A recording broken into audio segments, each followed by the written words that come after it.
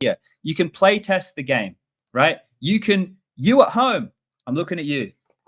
Yeah, you little. I see ya. Play some Ancient.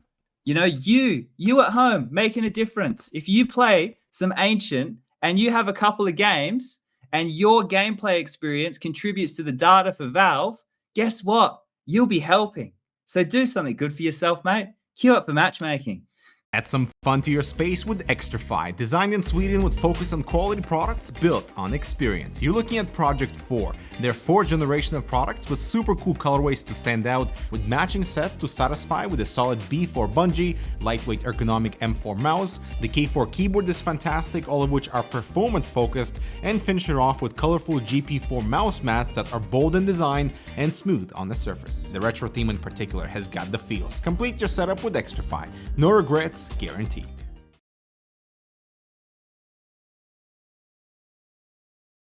These bombs go to the teammates. I wanna see you rolling fast. Win the round. Win the game. Parry Match, your esports teammate.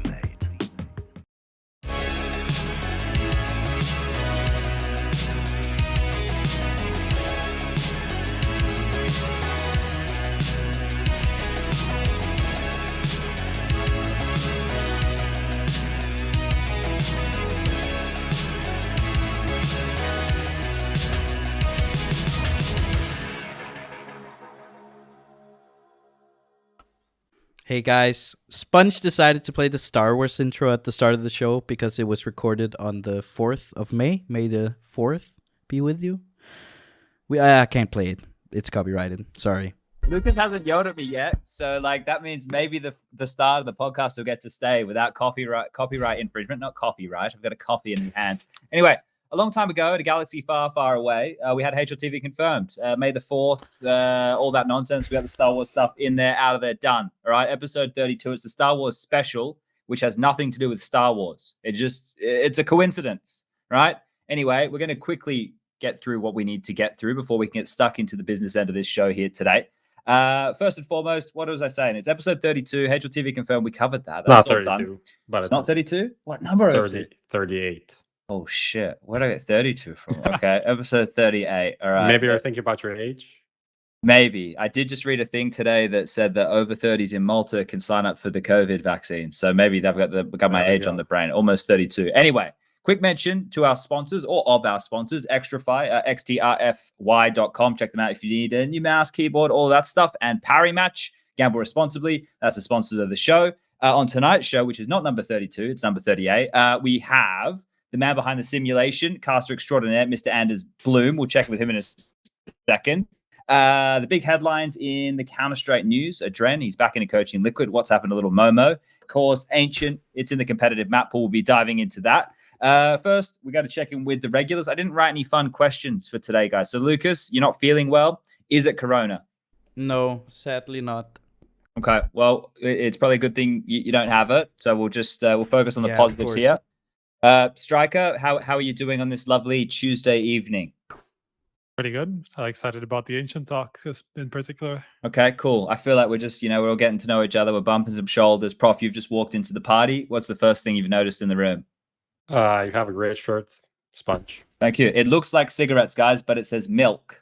Okay? That's the joke, right? That's the joke. Okay, nothing to do with smoking. Never smoked a cigarette in my life, but it just looks like it. So yeah, that's the fun part of this. Anyway, we're done with the bullshit. Lucas, roll the bumper. We'll get into the hot seat.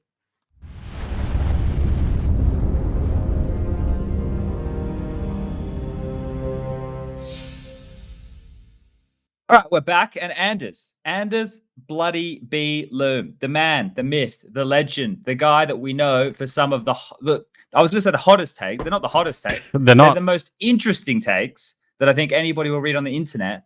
Anders, how you going, mate? Because I think for a lot of people, they're probably not checking in from time to time like me. No, that's probably true.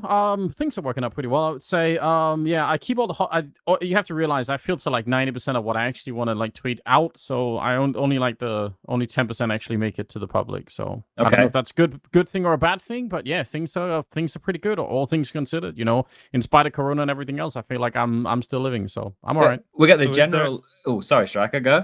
Is there a book coming with the other 90% or something? Yeah, one day. Listen. I don't know. I'm worried that one day it'll show up in like a courtroom or something. They'll be like, look at all this evidence of like, you know, who we could all seen it coming. So I'm just trying to keep it for myself, you know. I think if anyone's safe on the internet, it's probably Anders, right? Keeping everything on written documents in his little house. Anders, I wanted to know, right? Life at the moment for you. You've been doing the broadcasts out of Denmark, right? You haven't had to worry about this whole travel thing, right? That's probably made life a lot easier during this time, right? Yeah, I don't know. I feel like as casters that we're split in between these like two different worlds where it's like if there's a lot of traveling, then we're complaining about that, and if there's no traveling, then we're just complaining about that instead. So there's no winning. I don't know. I miss it, to be honest, but it has been preferable to getting stuck in London during Corona lockdown. Sure. I guess if that's the alternative, then yeah, I'll take this version. You know, it's all right. Yeah, well, that it had some unfortunate events, obviously, last year when you guys were getting stuck around the place. But I think if we just take a look at the casting, we've already lost Prof once. His internet's a little bit sketchy tonight, everybody. So when we lose him, don't be too surprised. He'll be back with us anytime. Lucas will fix it. But so at the moment, Anders, I think people, if they're paying any attention to your social media, right, they see you obviously tweeting about this double scope stuff. And I know that we've got that in with the projects and interests and all of that, but that's obviously like that you're sinking a lot of time into at the moment, yeah?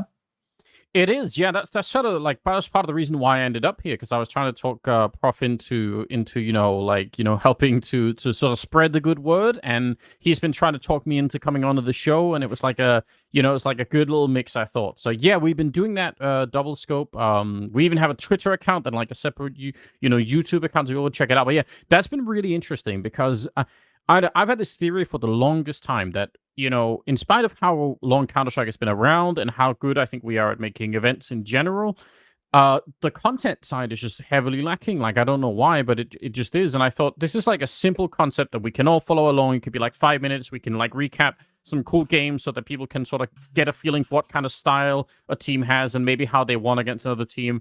So that's just been really interesting, and I would say, you know, like building that together with the people who are doing our peak, and obviously we're using Skybox as well to sort of mix that all in there. That's been really interesting. It's a really fun thing to try and do on the side, and I still think Counter-Strike deserves so much more of it, because I mean, like the tagline for the show is something like we can all check on HLTV and look at like how much a team won.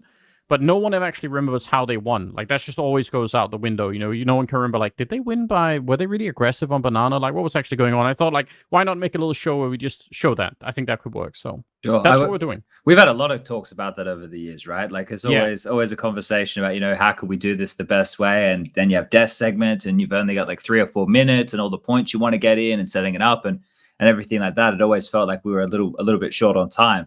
But do you think now that you know, it almost feels like the people at home are hungry for any type of shoulder content? This is the time we can really show the value of that stuff?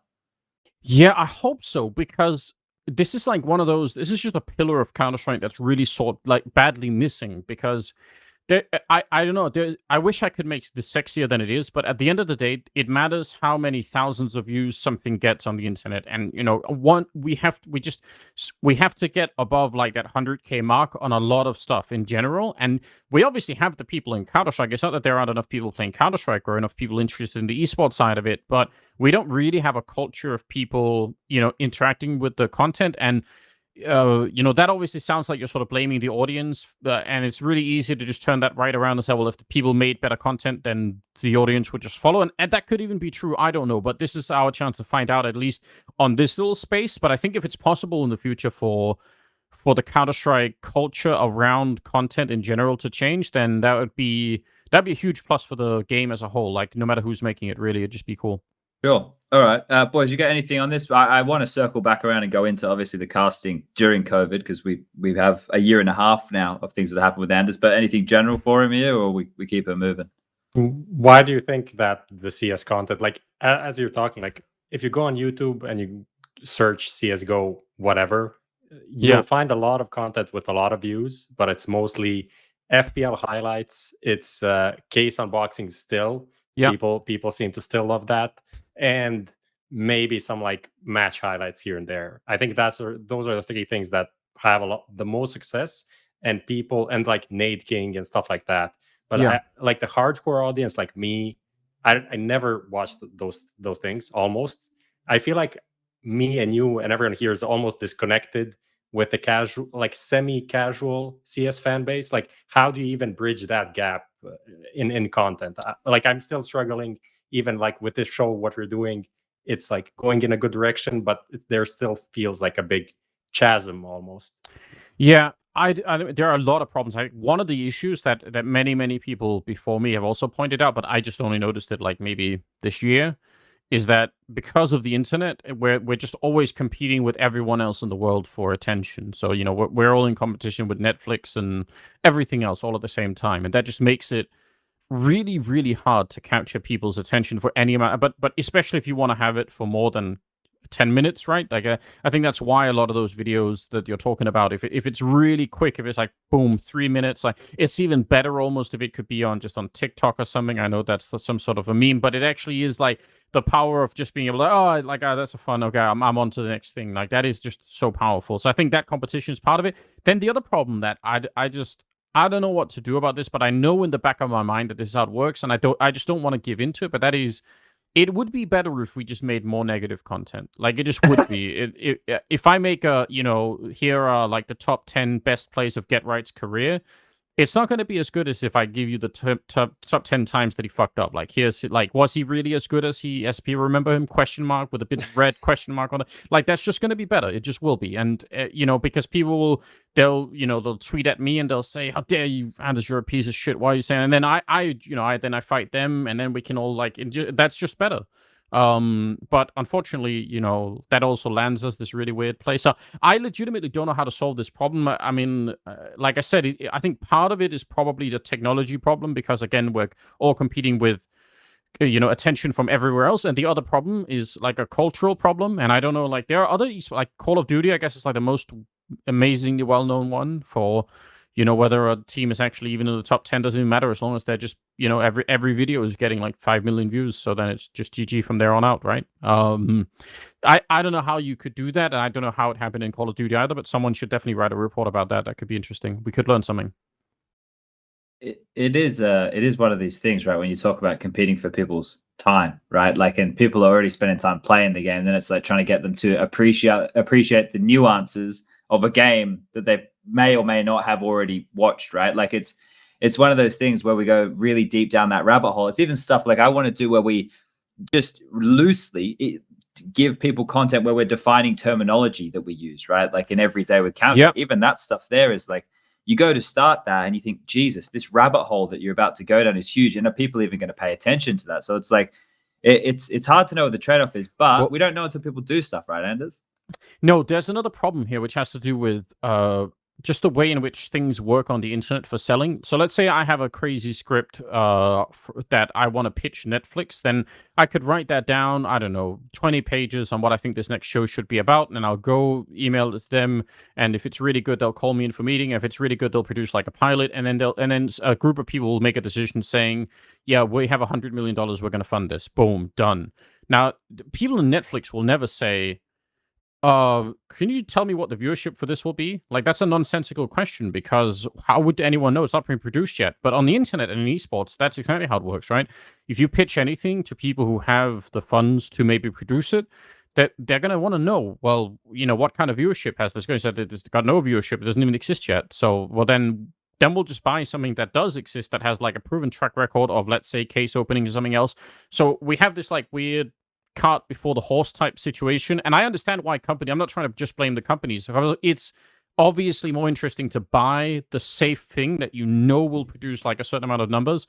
But the problem is then it means that essentially the internet is becoming optimized for that kind of stupidity, and no one will ever invest into anything new and creative and something that could be cool. That's a real big problem as far as I can tell. Yeah. I find the biggest problem with just generally the attention span. I see it in myself too. It's not like I'm blaming like a new generation or anything like that, but like I see it in myself that I'd rather watch like a few highlights of whatever, like simple streaming or something like that, than watching the entire thing, right? Just because I get like Yeah. the instant high, right, from like the good moments or whatever like that. And so I don't know how to get out of that, man.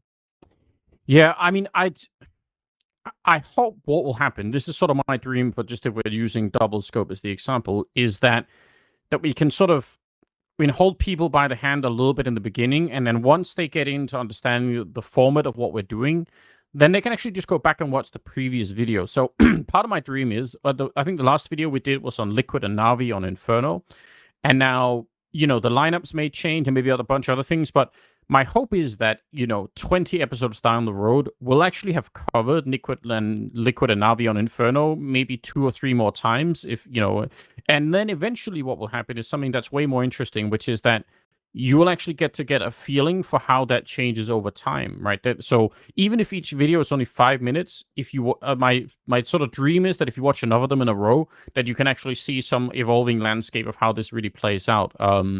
Because I mean, I think all of us in this call, but I think in general, people who are like really into Counter-Strike just have this feeling that the game hasn't really been around for more than 20 years because of headshots and so like there's this like chess level of the game that's super interesting. And I guess if you wanted to point some criticism at, like inwards, you'd have to say we haven't done a very good job at selling that at all. Like we've really, really not done a good job at doing that. And there's so much there that like, like I think it's possible to do it. I don't know about changing the culture, but it's got to start somewhere. So that's what we wanted to do, and we wanted to sort of throw it out there and try and pitch it to people again in a pretty consumable format. I mean, I think I pitched the guys who were doing a peak like 10 different formats, and some of them were like hours long. And I think they smartly said, can we just start with something that's 5 minutes and see if we can get people to even watch that, and then we'll go from there. Sure. Yeah, okay. Well, I think another thing that you've obviously had going on, and this is consistently in your life at the moment and for the last, probably a couple of years now, is Skybox, right? Yes. Now, I get to use it, or I got to use it quite significantly before a lot of other people had their hands on it. But now, is it out for everybody now? Is people can sign up? Not yet. Not yet. It's so getting close. Okay. It's it's the most excruciating thing when you're launching a software like this because of how, like you could set a deadline, but then when you get close to it, you start to realize, damn man, if we add a week more to this, we can fix a bunch of the problems that would be. Otherwise, we're just going to get emails from people saying, "Why isn't this?" So, and then that just keeps being true over and over again, which is a little bit crazy. But I feel like we are, we are just right on the lip of doing that. And yeah, and you're right. Like you are, I think, in some ways, you're like the foremost expert of using Skybox in like a tournament setting. Which is where it has like a certain life right now. But we've got a bunch of teams that are using it, professional teams that are currently employing it in different and then I mean the other side of the project is this sort of individual user base that we haven't talked too much about. And I know just before we went live, we were talking a little bit about, the sort of news of the in-eye demo, like the 10-man viewership kind of thing for DreamHack and ESL, which is super cool. I think that's really awesome. But, one of the things that we're able to do with Skybox as well, which I'm kind of excited about, is we can actually run a live GoTV feed through the system. So you could theoretically be watching, or not theoretically, you can, in fact, end up watching a game live through that system as well, which gives you like this little sandbox chess kind of feeling, which is kind of interesting too. I do that every day when I'm casting. Yeah, I when you guys gave me that live feature to be able to play with, I tried to integrate it a bit more when it was still Henry, Alex, or myself and Lauren when it was the trios, because I didn't have to take whenever I took my eyes off the game, I didn't lose it, and I could do things live for people. I still didn't quite master that, but hopefully it's something we can do a bit more in the future. Now, with this, Anders, I remember when we spoke about this concept you had years ago now, years ago. And the thing that like really perked my interest with it was the way that it could become a new visual for people to watch the game, either like from a home setting, or like, I remember you had some wild ideas in terms of like, I don't know if any of those you looked into to see, but in terms of like in arena stuff, did you ever look into some of those ideas? Oh, we're still working on all of those. Okay. That's like I'm excited about that. Fuck yeah. Yeah, that's the really mad thing about Skybox as a project is we've built this weird like core engine that can do like 10 million different things. And so the struggle for us has been, trying to focus on a couple of them so that we don't just, run down the company before we get to launch anything. And that's been like an interesting journey. But yeah, we have a lot of stuff that we want to do in terms of like the sort of the live experience of watching a Counter-Strike game. And again, like we have these different sections that we talk about inside of the company, which are like, like there's a tournament broadcasting area, and then there's a team area, and then there's an individual user area. And I mean, I would say that the fundamental analysis that we did when we started all of this was something along the lines of, hey, there are all these tools that exist out there that have to do with trying to make the top 1% of Counter-Strike better, which I think is super admirable and good, and that's always fun. But then all of the investment into the space goes into that, like top 1 or 10% of the competitive scene, or whatever it is, like at the top of the pyramid, basically. And it's starting to look really good. Like, I think most of us collectively could be proud of like how many of like the top teams like have more resources. They are like, they take better care of their players. It's way better than it was 5 years ago. Hopefully in 5 years, it'll be even better. That's great news. But the analysis that we did was something like, we have, I don't know, I think the Valve guy, didn't he say 20 million active players a month? But I think that we've been counting somewhere 12 to 15 million a month. Let's just say it's 12, just to lowball it as much as we can. If it's 12 million a month, then what is the filter that stops people from getting from the 12 million pool into the pool where they are, in, I don't want to say professional teams, but at least in competitions where they could like, show up to a DreamHack qualifier, something like, what is it that stops people from getting there? And if we can successfully push people into that by giving them some tools like really early on in their careers, like as early as humanly possible, so that they start to think about the game, not just in terms of headshots, but in terms of like that fundamental level. I try and think of it as the term that I try and use is something like there's a difference between having a local understanding of the game and a global one.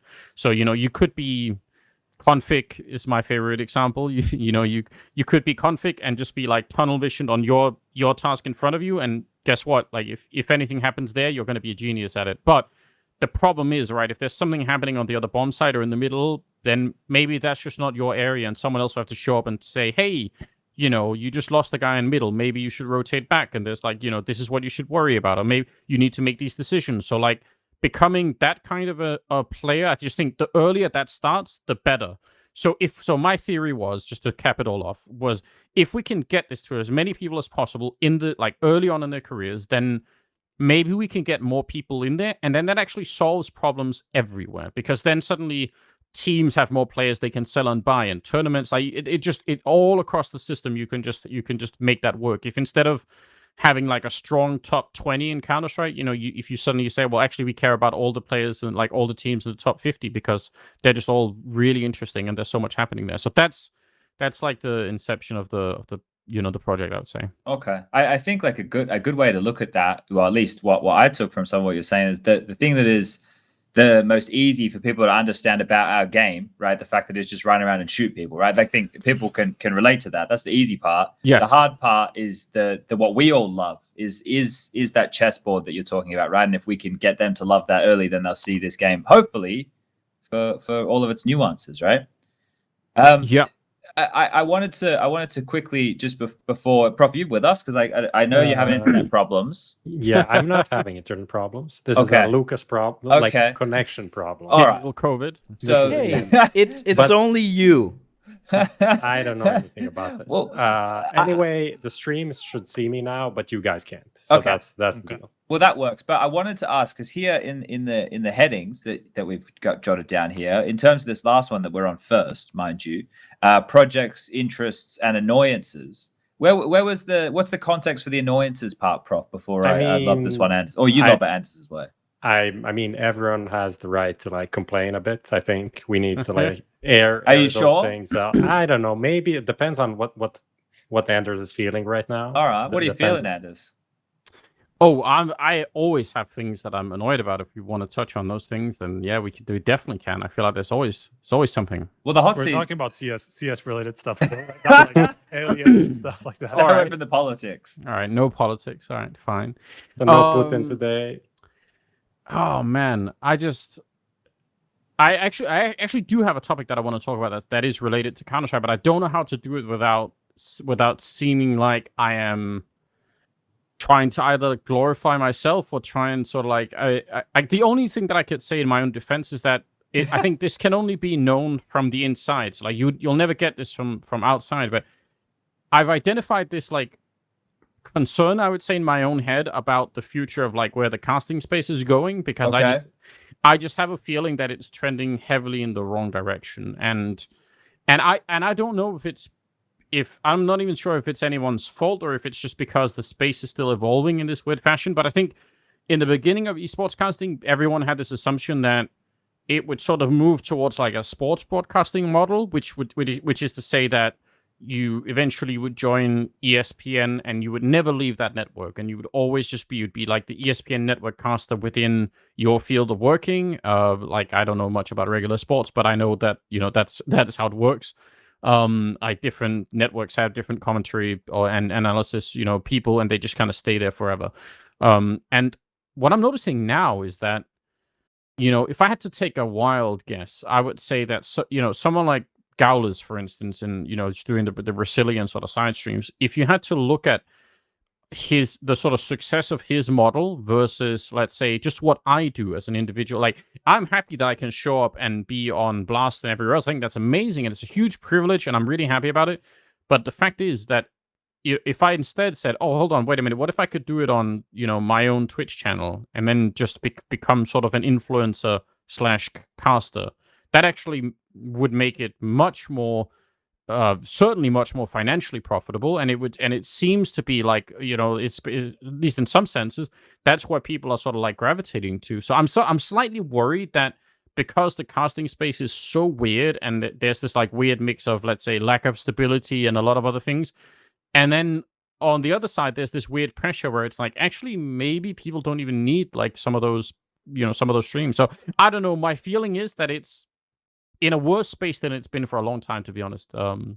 Sadly, I'm not happy about it at all. Okay, so the when you say in a weird space, right? Like, were you attributing much of this to the COVID situation? Like, is it anything to do with everybody from home, or the lack of being able to get people around the world and a lot more bedroom broadcasts, or is it to do with like the more exclusivity that we're starting to get out of like Blast, Flashpoint, ESL? What is the contributing factor do you see?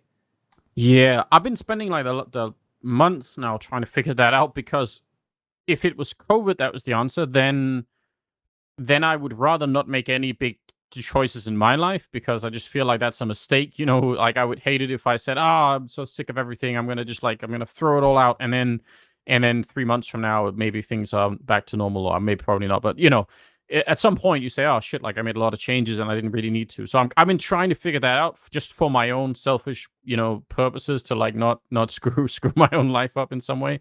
But I'm not. I feel strongly now that it's not just that it has slightly to do with what you just mentioned, which is that everyone is getting sort of segmented into these different sort of working categories. And just again, to avoid people going all crazy, it makes perfect sense. Like, this isn't to blame the tournament organizers at all, because actually in some ways they really desperately need help. Like, they actually don't need like community hatred, they need community support, and a lot of it, it's like it's the opposite way. But it does make me a little bit sad, like, I just perfectly honest, I kind of wish that I could go work with you and Alex more often. I don't care about like any of those tribal issues. I just, I think that's a fun broadcast to work on, and I want to do that more. And we've just reached a stage where it's like that's becoming increasingly tricky for any number of reasons. And like I said, the problem before really was that, yeah, you had the upside was that there was like a high earning potential, because you could just say yes to all the events and travel all over the world and just do that nonstop. Like, well, especially you did. I don't know why, but obviously there comes a point in time where you can't do that anymore, and you just lose your mind doing it. But now when you're on the other side of it, you think, oh, but wait a minute, then I'm just I'm only doing these few things, and then the rest of the time I don't really know what to do, And what's interesting, and again, this actually we can nicely tie this back into the previous conversation about attention span, because here's the interesting thing: if I'm on a broadcast with 500,000 people watching, let's say, and it's like, big final somewhere, I think it doesn't matter how good of a job I do. I mean, I realize people are not there just to watch me, but the fact that I'm on there really has no spillover into anything else that I'm doing, which I'm not complaining about. I'm just saying it's an interesting thing to observe that I could turn on my Twitch stream, or I could be, linking Double Scope like right afterwards. And it's not like, because if even 1% of those people said, oh, shit, I'll go check out this, thing, then the space would be so different. It would be dramatically different, right?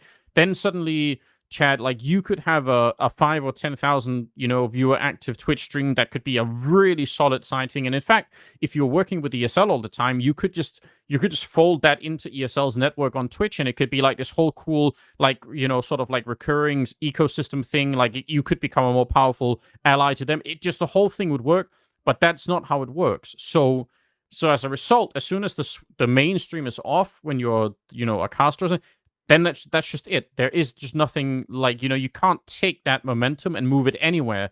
And I'm not even complaining. I'm just saying that that's what I've noticed, that is true. And it's really interesting to try and think about what that actually means for the space. Because then, again, just to bring it back to the Gowlers or anyone, I think Flom has been doing like co-streaming of some of the Blast events, and more power to him. I think that's awesome. I love Flom. But that actually means that it's probably smarter to do the opposite. It's probably better to start being a streamer or an influencer and then move into being like a tournament broadcaster of sorts than it is to do the opposite, because you do the opposite and you just like you can't go anywhere with it once you're done, which is weird. Sure, that is a problem. Yeah, go Striker. Yeah, I mean that's kind of the I feel like you hit the nail on the head with like people like Gaulas and Flom. They're just essentially people are there mostly for them, right? Not necessarily because of the because of the match that's taking place. I mean, of course, that's got to take some part, especially with the Brazilian people. Whenever a Brazilian team plays, you can see that in the numbers, right? That's pretty obvious that they're just pulling so much. But they just do it the other way around, kind of how you explained, where people are come for their personality and for the way that they present themselves, and not for the tournament itself, right? While for you, it's exactly the opposite. People come there for the tournament first, and whether it's you on the broadcast, obviously not meaning any offense, but whether it's you actually doing the casting, or whether it's Chad and Alex or whoever it is, like they don't necessarily care as much. Like it's the opposite. I agree, and I just for me, I want that to be the case. Actually, like we have this like internal meme in the casting space, which is like as long as there are no negative threads about you on Reddit or HLTV, then you've done a good job. Then things are fine. And I actually think it is kind of a meme, but it actually is like a good mentality to have, that if people left that broadcast thinking, wow, what a cool game, and if someone asked them like, well, who was casting it, and they say, I'm not sure, but I was just enjoying it. They're fine. That's amazing, So I think you're right that people are not there to listen to the broadcast. I would say that if that was the case, that would be a symptom that there was something really seriously wrong with the space. But then the problem just is that if I take off that hat thinking about Counter-Strike, but just think about myself and selfishly, then that just reflects that there is still a problem with the casting space. Then, like locally to the casting space, there's something that's really weird, and I'm not sure how to solve it. I've been thinking about it a lot, but yeah, that's my annoyance right now, is trying to do that. And again, it could just be that we're so early on in esports and that we haven't figured out what the right model is. I would just personally hate it if it became, influencers that sometimes came in and like broadcast different, games just because they had like an opportunity to, and then they were gone again. Like I feel like that would be a shame. I don't see how that's gonna be replicable so much. Like, of course, some of the people are gonna be able to do it. Obviously, Gawa's he's kind of gone from the influencer to just being a caster. It's not even he's much of an influencer anymore. I feel like casting is pretty much most of what he does now. It could be true, yeah. But I just don't see how that's going to be replicable for everybody. It's not like anybody can just like start up a stream and get into tournaments. That's the biggest part. Like media rights are becoming a pretty big thing now. Not everybody can just start off stream. Like that's been the case for quite a long time. So like just to get into that space is so difficult that I don't feel like we're ever gonna move this direction on like a more permanent basis. I think it's always going to be like more about the tournament broadcasts, and then like some of these like niche broadcasts on the side, unless like somebody like ESL just starts doing this, like starts allowing all these co-streams, all of these celebrities to kind of help them out with the viewership and stuff like that. Yeah, you could be right. I hope so. Well, like I said, I haven't personally got my head around the sort of entire thing of this, but I've been thinking about it. So these are all my thoughts up until this point, and Okay. I'll keep thinking about it. It's a weird one, right? Like I think the whole concept, like it was a couple of weeks ago with the co-streaming stuff, like where Flom was talking about. Obviously, I replied being a cunt as I usually am. That shouldn't be any surprise to anybody. But like when I see like people at home who somehow merge their thinking all into one place with everything, right? So obviously we're talking about the Valorant and the Counter-Strike examples here, right? This is what this co-streaming situation is all about, and I see people at home making comments regarding like why won't ESL, right? The people who are spending the money to put on the show and having the employees go out there to organize the events and get all the sponsors and do all the marketing and do all of this, why won't the company who puts all the money in, right? And then this is a very long conversation, so I'll try and summarize all of this as quickly as I possibly can. But with all of that, people at home are like, oh yeah, but like, this company does it for this, or this game does it for this. Like they're not even looking at what our ecosystem looks like. And sure, Blast are doing it, but like I said, I'm gonna sound like a cunt. I don't give a fuck. Blast are not as big as ESL for everybody playing at home. Blast doing that, right, is another way just to get eyes on their brand, right? As much as you as the hardcore at home may watch the broadcast and sit there and go, Blast do a better job, they have a cleaner production, everything looks nicer, you'd be right there. I'm the person who actually tweets about that, and then you all like it and ends up front page of Reddit, right? Now, here's the thing. When I help you guys have that opinion, right, this is where I need you to kind of like, when I'm being a bit what you guys think is shilly, just because I'm talking about the product that I'm spending a lot more time on, I need you guys to kind of be open-minded here with me. ESL is the bigger of all of these events. So for some people, when they think of Counter-Strike, some people as a casual fan just think of like ESL 1 Cologne, right? Or whatever that event is. They're not as narrow in that niche. So for ESL to go giving all these broadcast rights out, to have some guy whose job it is to go look at the 4,000 or 5,000 viewers at whichever Joe fucking blogs your favorite streamer gets, to get his metrics for a stream, this, that, it goes back into their overall KPIs. It's probably not worth that guy's salary to just have that one job, right? I've just ended up in a whole different thing, a whole different place. But the key point, Anders, before I let you get in here, is that this is not marketing for ESL. ESL are not marketing Counter-Strike for Valve for free, right? Nope. Other companies doing it for Valorant are marketing Valorant, which goes back to Valorant. It's all Valorant. Right? This is what I need you guys to understand. Valorant control everything Valorant, which is Riot, all of it, right? Even though they have somebody else independently running their event, it goes back to them. If ESL run a marketing project for Counter-Strike, what are they getting back? Like, that's the thing that I can't quite put my head around, that people don't seem to get. All right, so I struggle with that a lot. All right, I'll try and keep this really quick so that we don't stay here forever. But what is so interesting as well is that, if you take the sort of streamer influencer angle to this, you guys in the chat or wherever you end up watching this, you will be way more likely to go subscribe to one of those channels, whereas your likelihood to want to subscribe to, let's say, the ESL broadcast is almost zero, because you think of that as a company and you think, I don't want to why would I be donating my money to a company that doesn't, that doesn't feel quite right, which is kind of bad thinking in a way, because actually that is what they need. Only what they need is actually not for you to do it on Twitch, but what they need is for there to be something like an ESL club membership where you guys are essentially like monthly subscribers so that you can watch like all of their cool content, and like that's the kind of model that is needed. And if you think that ESL are just a greedy company that is pocketing all the money and like running around and they're just giggling all the way to the bank, that is not how this works right now. So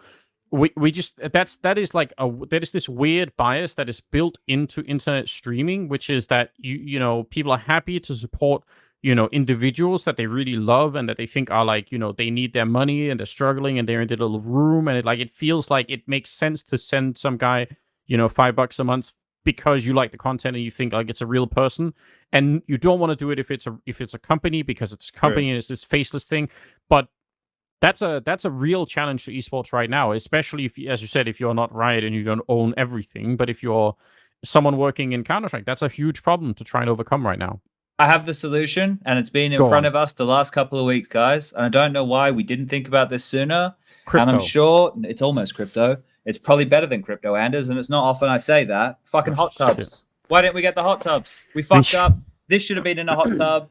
The broadcast should be in a fucking Listen. hot tub. Why are we not in a hot tub? I've been trying to pitch the solution to you for a long time, which is that Twitch just buy OnlyFans and make it a section on the like. It'd be such a such a move. What a move that would be. Yeah, I Wait, mean, we why shun it, right? Just embrace it. We will get so off topic if we let Anders go down the Oh rabbit my hole. god, this is literally like going nowhere. I would say one thing about the whole like streamer, like post streaming things. I think a cool aspect of having multiple streams, especially like different languages. This is something that doesn't happen in English that much because English is like the official stream, and you need to be objective and all of this. But for smaller countries, you literally have like almost like a fan stream where people are rooting for the team that is playing. Yeah. And in that you get a different feeling to just watching an official like unbiased stream.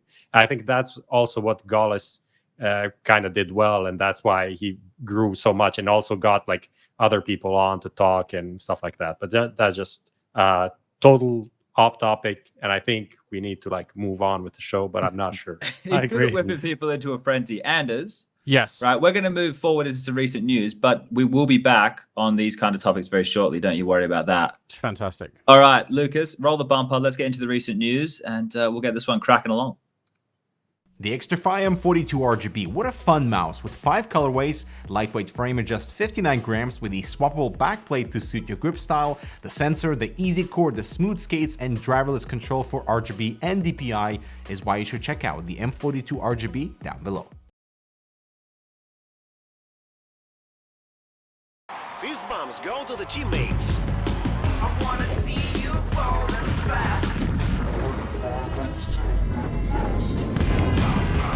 Win the round. Win the game. Parimatch, your esports teammate.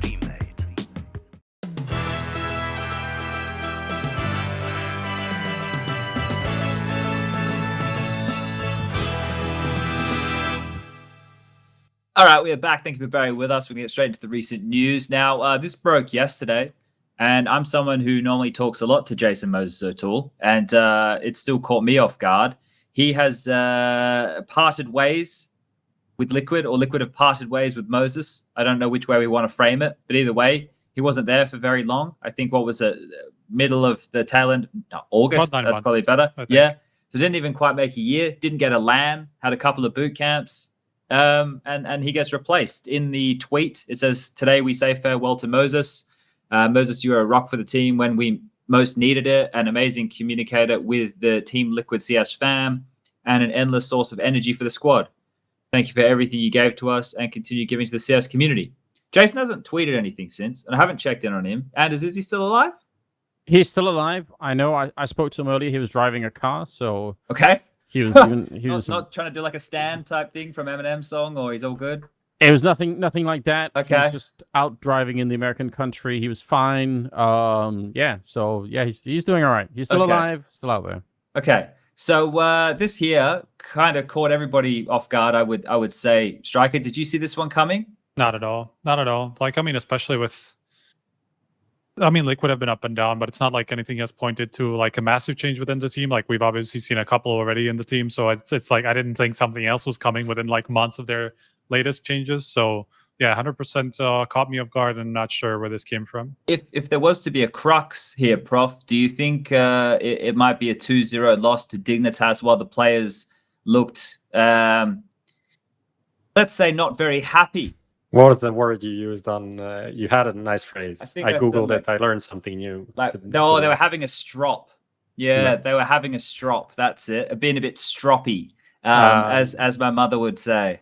I don't know. I mean, I don't think changes like this happen because of one loss. I hope not. At least it probably had to be something that was kind of building up for the liquid members, and maybe some smaller things.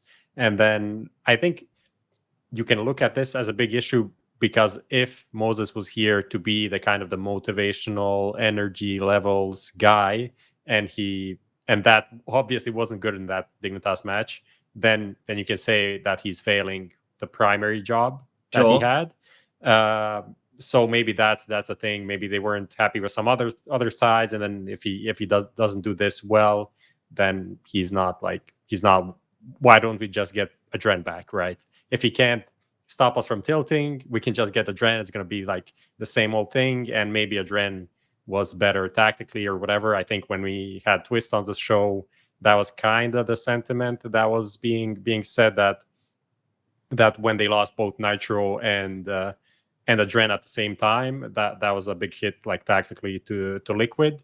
So I don't know, some fond memories, and they decided to pull the plug on bringing him back. That's how I see this thing developing. All right. Well, I suppose before we focus in on the adreN talking point, I want to task any of our lovely viewers to go back in the VOD of that game and make a short compilation of the Team Liquid players' body language and reactions, just a short one, because I remember it was tweeted about extensively by some people watching the games, saying like that the body language was all over the shop. So let's because whatever happened there, I think that has to be the crux, right? You lose that one, it's a 2-0, come home, this change has happened, it's a blind side, doesn't feel like anybody's heard about it. I feel something happened towards the tail end of their last stint. But Anders, yes, this is what I want to throw your way.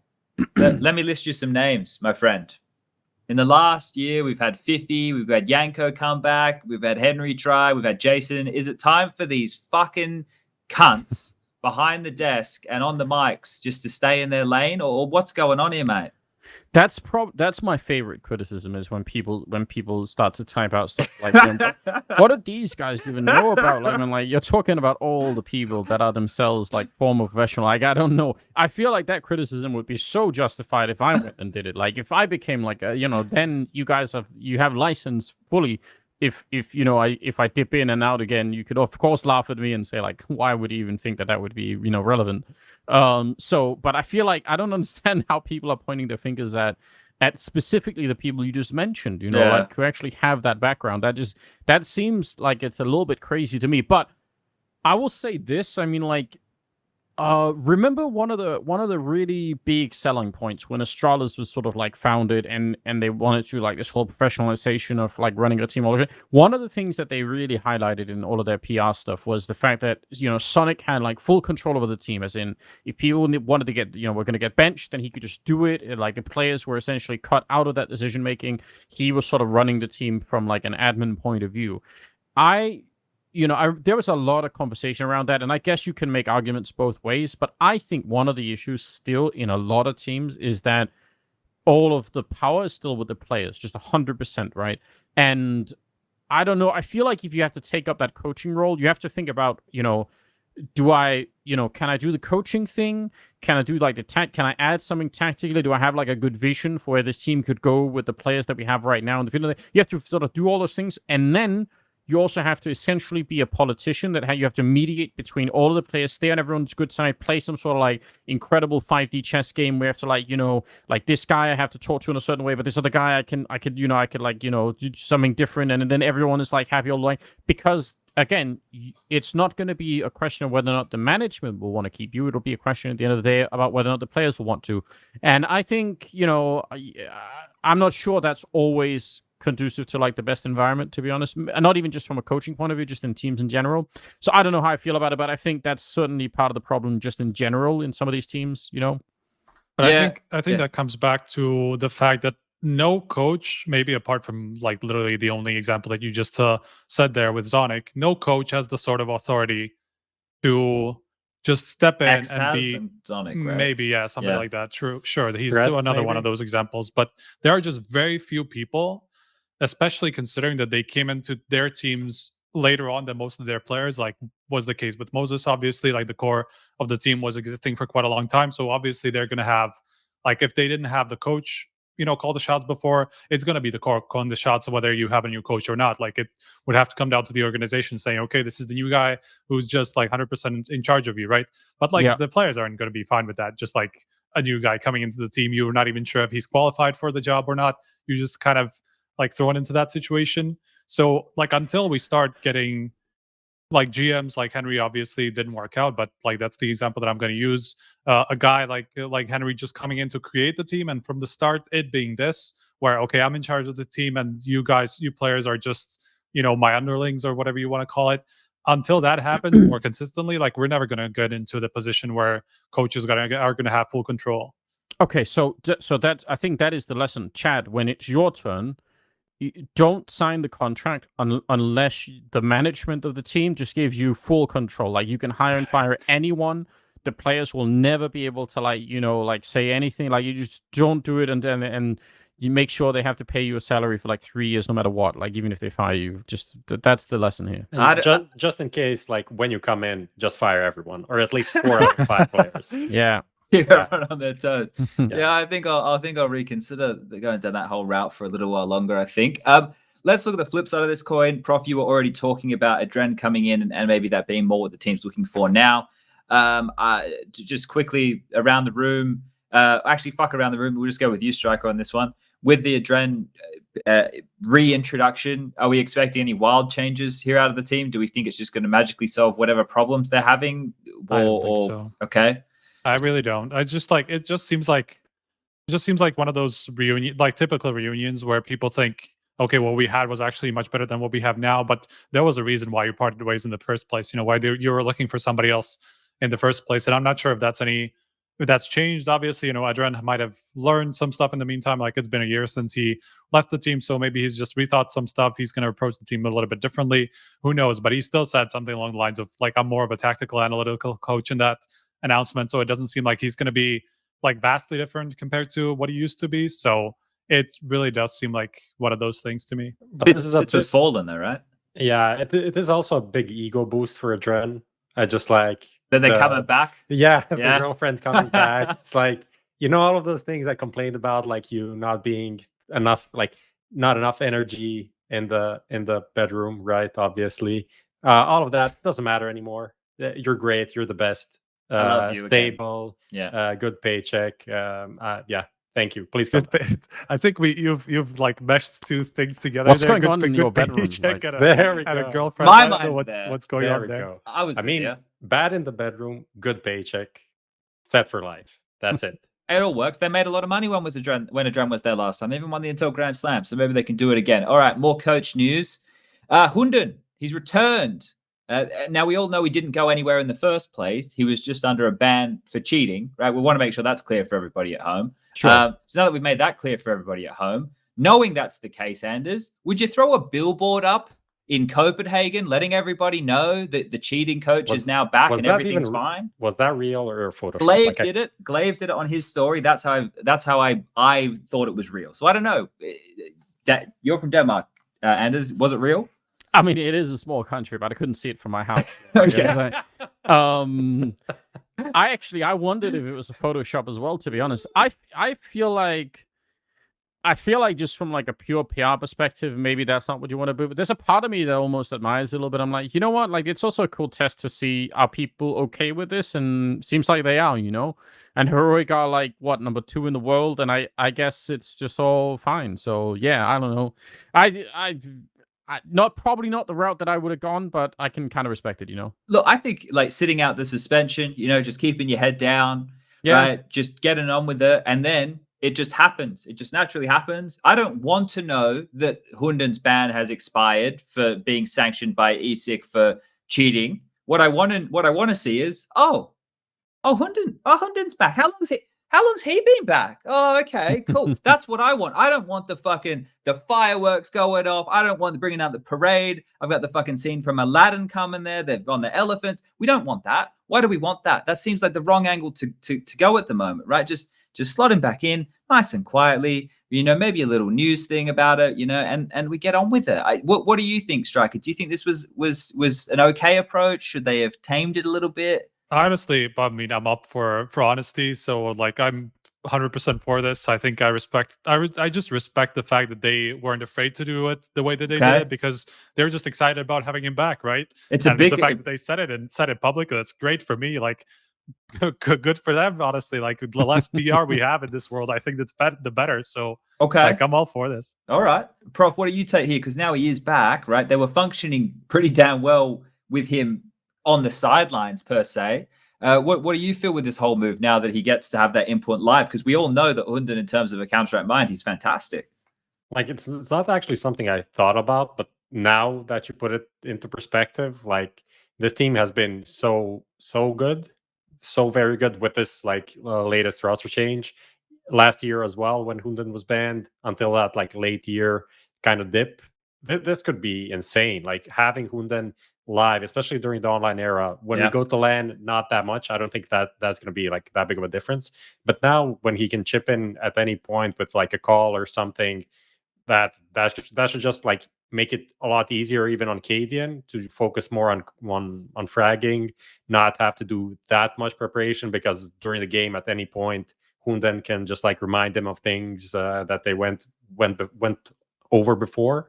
So I don't know, that could be a pretty huge boost. I don't see how it's not going to be bad for sure. It can only help, and they're already so good that this could make the difference, right? Sure. I want to make this clear for everybody there, just how cavalier I was by calling him a cheater. I don't like. Let's be clear about this, right? There was a whole bunch of them. They were caught. Those of which have sat out their time and have come back, right? That if they do it again, then we can get back on them. But this is past now. It's happened. You can remember it. You can know that it was an unfortunate time in the Counter-Strike world. But we need to. It's like if I went to jail, ladies and gentlemen. I'm an Australian. We're used to being locked up. My ancestors. We got a chance. We got to go to a place that was meant to be a hellhole. Even Hunden can have a chance. All right. So let's give everybody a chance. Not be so nasty out there. Let's keep it going. Okay. On to another key piece of news. Is the Brazilians, ex-MIBR, is it PLANO? Is that what we're saying? PLANO? Yeah. Okay. Well, they have a plan, and apparently it's by going independent. Now, I didn't read this, Prof. What are we talking about here? So the plan. Yeah. I mean, I don't want to make fun of them because obviously Brazilian fan base. But let's just say their plan didn't really work well. So they didn't find a new organization. Okay. And somehow they talked to because 4 of them were contracted, 2 to MIBR. Actually, 5 of 6 players were contracted. 2 to MIBR, 1 to Furia, 1 to Sharks, and 1 to Daytona. So they talked to those orgs, and somehow they got released. And now they're essentially free agents playing under this name, which might evolve into like some sort of a team thing, but it's not really clear at the moment. I think they are still trying to find an org. I think that's kind of the deal. And now they kind of just got out of the contracts. Maybe they paid for some of them to be released. Maybe some teams just released them. And yeah, now they're boot camping in Mexico, I think, for the RMR. Okay. Are we sure it's PLANO or not PLANO? I'm just double checking. Look, I'll get the team on it to check it out, Anders. But you might be onto something there. I think that the problem here is, if people remember when they were negotiating with MIBR, it was the MIBR weren't offering enough money for, was it accommodation, or was it some sticking point like that? Something I thought. like that. Yeah. So look, they've obviously had to go without for at least recent history. I don't know what their contracts would have been looking like in terms of what they would have been getting paid. But like they did also say that TRK was going to be the substitute, which I suppose means that Henny is going to take his spot, or Lucas, or Leo Drunky. Either of those are lucky to keep their spots. So that's interesting from a team perspective. They also beat Triumph to qualify for the next stage of the RMR, so that's cool for them there. But the one here that sticks out to me, Anders, I love this one, back over to you, is because this is what you were talking about before with Goles. There was 140,000 people watching their game against Triumph, if I remember rightly. Is that like that right there for any team to and especially a team, right, which is they're like ex-MIBR, and they had 2 like, what's going on? That doesn't feel like all the Brazilian teams get that kind of, I want to say favoritism, but that kind of focus. Yeah, that's amazing, right? Like that shows you that there is some sort of like magnetic power in some of these teams. And I really want that. Like, I like the idea. I know I was just saying that it's a bad thing when the players have all the power in the organizations, but there is some part of me that appreciates the idea that the players are like the center of a lot of this. Like, I think that's a healthy spot for the scene to be in. Like, I would, I obviously there should be some share between teams and players, but just generally speaking, I don't really begrudge them that. I think it's amazing. I guess what it proves more than anything in terms of them not finding a new home or having like a sponsor or anything like that to back them up is just that, one thing is being really popular, but actually translating that into something else, like picking up the phone and calling, I don't know, Intel or someone else and say, hey, can you give us money to run this thing? That's a very different set of skills. Like, they're not even like, in the same universe. And you just have to respect that. Like, as much as you have to respect the idea that some of these players could be really good and can have a huge fan base and can attract this kind of crowd, you just have to respect that there are people working behind the scenes in these jobs that are like a little bit anonymous, but some of those people are mega important to keeping these things running. And it's better if I hope they can find like a home, right? But I mean, just not to circle all the way back, but again, the other problem is that kind of viewership, which is super amazing, right? We just have to be clear on the one thing, which is that if it's 180,000 people watching, right? There are 180,000 people who are watching and paying only in the time that they spend on the stream, but they're not generally like customers of or PLANO or Triumph or anything else, right? Like that's not how it works. So just to say that that's also a bit of an issue, although I still think it's in some sense still amazing news. It's just lacking like something around it. Like, it's lacking that structure to make it really, really good news, Yeah, it's not a bad problem to have, and hopefully one like the rest of us they can solve that might help them out, because Striker, this team, by competing in the North American RMR events, they're kind of an important component of it there now that the scene is quite clearly lacking big names, at least in my opinion. Do you think this is their chance? Obviously, it's not easy for them to clean up their image in terms of, what people think of shit in the past. We know how difficult that is. But do you think it's possible for this team now, if they have a good showing going forward, to get one of these North American orgs back involved, right? Because we know there's a bunch out there who have recently dropped CS teams and aren't focusing on it. Do you think that those kind of numbers, if they're a good team, they make it to the next major, could help convince somebody to get back on board from the US? I thought that it would be possible, just because of somebody like Envy or whoever else that's just kind of escaped the scene for a while. Just based on what you were saying, right? Like, these guys pull numbers, like the Brazilian teams in general, but just these guys, like around KNG especially, like there's so much hype. So I thought that would be enough for some of these orgs to just step up and pay them whatever they were requesting, right? Didn't happen so far, so I'm not sure whether anything's going to change. It would probably have to take them pulling off like some deep runs at some tournaments to get some of those orgs a little bit more interested.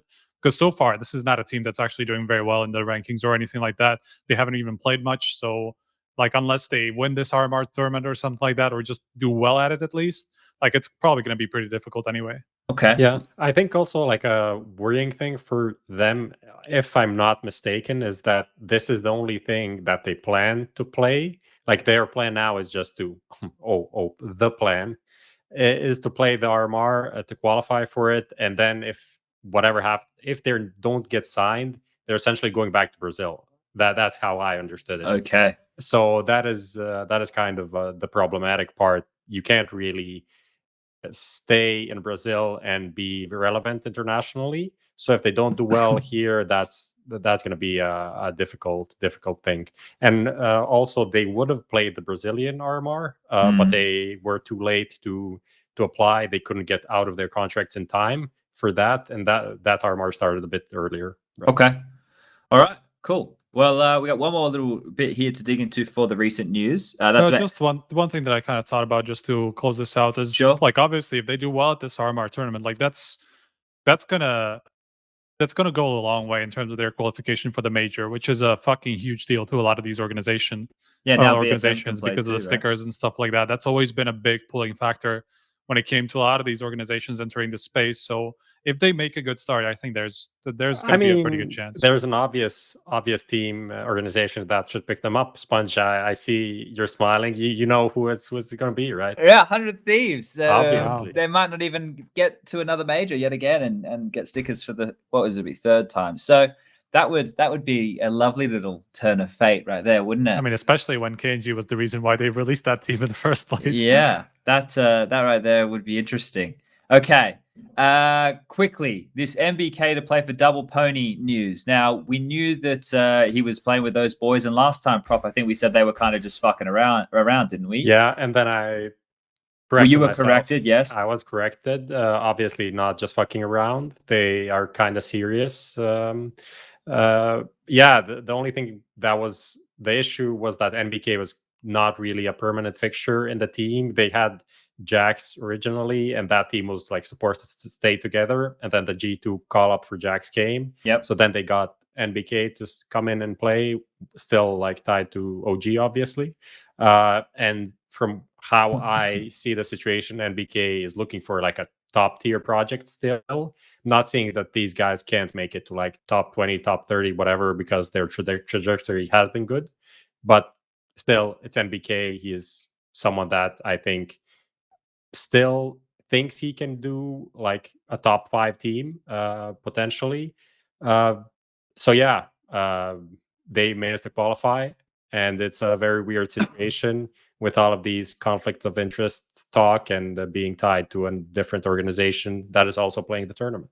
Now, this is the bit I want you to explain to me, Prof, like I'm an idiot, right? I want you to pretend, right, that I'm just an like, I know it's not that hard, but I want you to pretend that I'm an absolute fucking moron and explain to me just the base level understanding of why there may be or there is a conflict of interest. I mean, there are so many takes because people come from different point of views from different sports that they watched originally, and then they say, oh, because this is in football, then we should use this, which is a bad argument overall and just should not be used, at least not in this framework. It doesn't make any sense because the teams, everything works so differently. Overall, the thing is, NBK is contracted to OG, and they could and very likely will play at Double Pony, and OG can now play in the bracket. They're very close in the bracket. So the thing is, like, should he play against a team that is paying him a salary, and are they going to influence him to play bad? Blah blah. That's kind of the issue there. So there's a camp that says NBK shouldn't be playing the tournament at all. Other people say maybe he should play, and then Valve's ruling essentially is now that NBK can play the tournament, but he can't play against his old team, and for that they need to use a substitution, which also doesn't really make sense, because then you're essentially just allowing OG to have an easier game against that team, which isn't a great thing, right? If OG can play against a team that is using a stand-in, and all of the other teams in the tournament are playing against the full team with NBK, that is essentially just making it easier for OG and no other teams. So it's a weird situation, and I think what should have been done is that either you allow NBK to play everything, or you don't allow NBK to even play the qualifier for this tournament, because what's the point if he can qualify for he knocks other teams out, other teams out, and then when he gets to the whatever stage, now we're going to say, oh, now it's not okay for NBK to play. But it's okay for NBK to play and knock out Sinners, to knock out Nexus, to knock out whatever team, but it's not okay for him to knock out, I don't know, Astralis. Like, it doesn't make any sense. It's just lazy. Okay. So I think here, like, there's obviously the implication that, as you mentioned, that OG would influence him one way or another to play. Yeah. Right. So like that right there, I think we would know that, like, doesn't really seem right. Like that doesn't seem like the highest on the list of what we think NBK or OG would do. Right. Like, but the problem is it's the idea of that. So I think with this one being such a prickly kind of topic, and I don't know if they're like, if black and white by a rule book, right? I think if you're contracted to another team, then maybe you don't get to compete professionally in circuits, right? Like, maybe that's what happens. And then what happens with all these free agents? Like, it's a whole conversation that could spiral. So I don't know if we want to spend too long on this. Does anybody have anything they want to pick up with here? Because we could go around in circles on this one all day. No, I mean, I just quickly, I think the standard back when it was, I mean, that might have been a more severe position between Blast and Astralis, like that whole refresh thing. But, you know, I think the line that many people took back then was something like, well, as soon as you can ask the question, that's a problem, you know? And I think to some extent that's true. I mean, you like that. I don't know. Do you have to wait around for it to become a? It sows the seeds, right? Yeah. And it's not that I personally think that NBK would ever say yes if OG cared. I think higher of Nathan than that. I think he would tell them to go away and I don't think OG would ask him either. That's not even my concern. But it still is a problem, you know. It's the fact that it could even be a possibility. Yeah. I think there are unfortunately, there are bigger issues with this RMR circuit. Talking about conflicts of interest that people are not talking about, which is obviously the Epic games. Graham tweeted about that. Not the Epic games, Epic events, Yeah. which are the Epicenter guys that are owned by the ES4's holding, which is tied to Virtus Pro, and Virtus Pro is playing in that RMR, so that's not great. There's also MIBR and Immortals, the Immortals group, that are tied to the RMR event holders in South America. I think those are much bigger issues where you have a team, an organization tied to the tournament organizer. There you could have the admins, brackets, you could have admins, you could have seeding, you have rules. There are a lot of things that can be slightly tweaked to fit a team that are more likely to happen in my eyes, and are tied not to the players but to like corpo people in the companies. Then like, oh, NBK is gonna throw a game because OG bet, like that, it doesn't even make sense. Like logically is not gonna happen. I understand the concerns. I'm just like a lot more concerned about these things than this, and I don't know. Yeah, it's like we're deciding where we want to be incestuous, right? Like it's cool here, but it's not okay over here, right? Like it's really difficult in the esports space, right? We know that. We know like it's because there's a lot of overlap. Like a lot of people want to own a lot of things, but like it's just a difficult one. It's a very difficult one. Okay. Strike, you want to get in on anything with this? No, not in particular. I think you brought incest into it. Now everyone's out. Well, it's obviously. Come on now, guys. Let me use the English language how it's meant to. Worked for Game of Thrones. That's true. No. It was a hit. Oh no, step team. I've got stuck in the lower bracket. Help me out. Oh dear. Okay, let's get into the next part of the show, everybody, because this one might be a long one. This next segment, it's the moment you've all been waiting for. It's the one that you've all been hoping we get into here, there, and everywhere, and it is the change in the competitive map pool. It is the introduction of Ancient. Oh, the boos. We can hear them. We can hear them from miles away. Anders, when you saw this happen last night, I don't know if you were asleep. I don't know if you caught it this morning. I don't know what's going on at your home, but what was the Blume household like? Was it a buzz? Hell yeah, I've got 100% win rate on Ancient. I've never lost a game, and I never will. So I was excited. I thought it was great. I don't sleep either, so I was just up all night, practicing all my Ancient positions. They even tweaked the bomb site that I play on the A bomb site, so I'm super excited about it. Yeah, I think it's fine. I don't know. We go through this every time anything in the map pool changes. I don't know why we can't. Why can no one ever say, oh, that's interesting. I wonder how this will play out.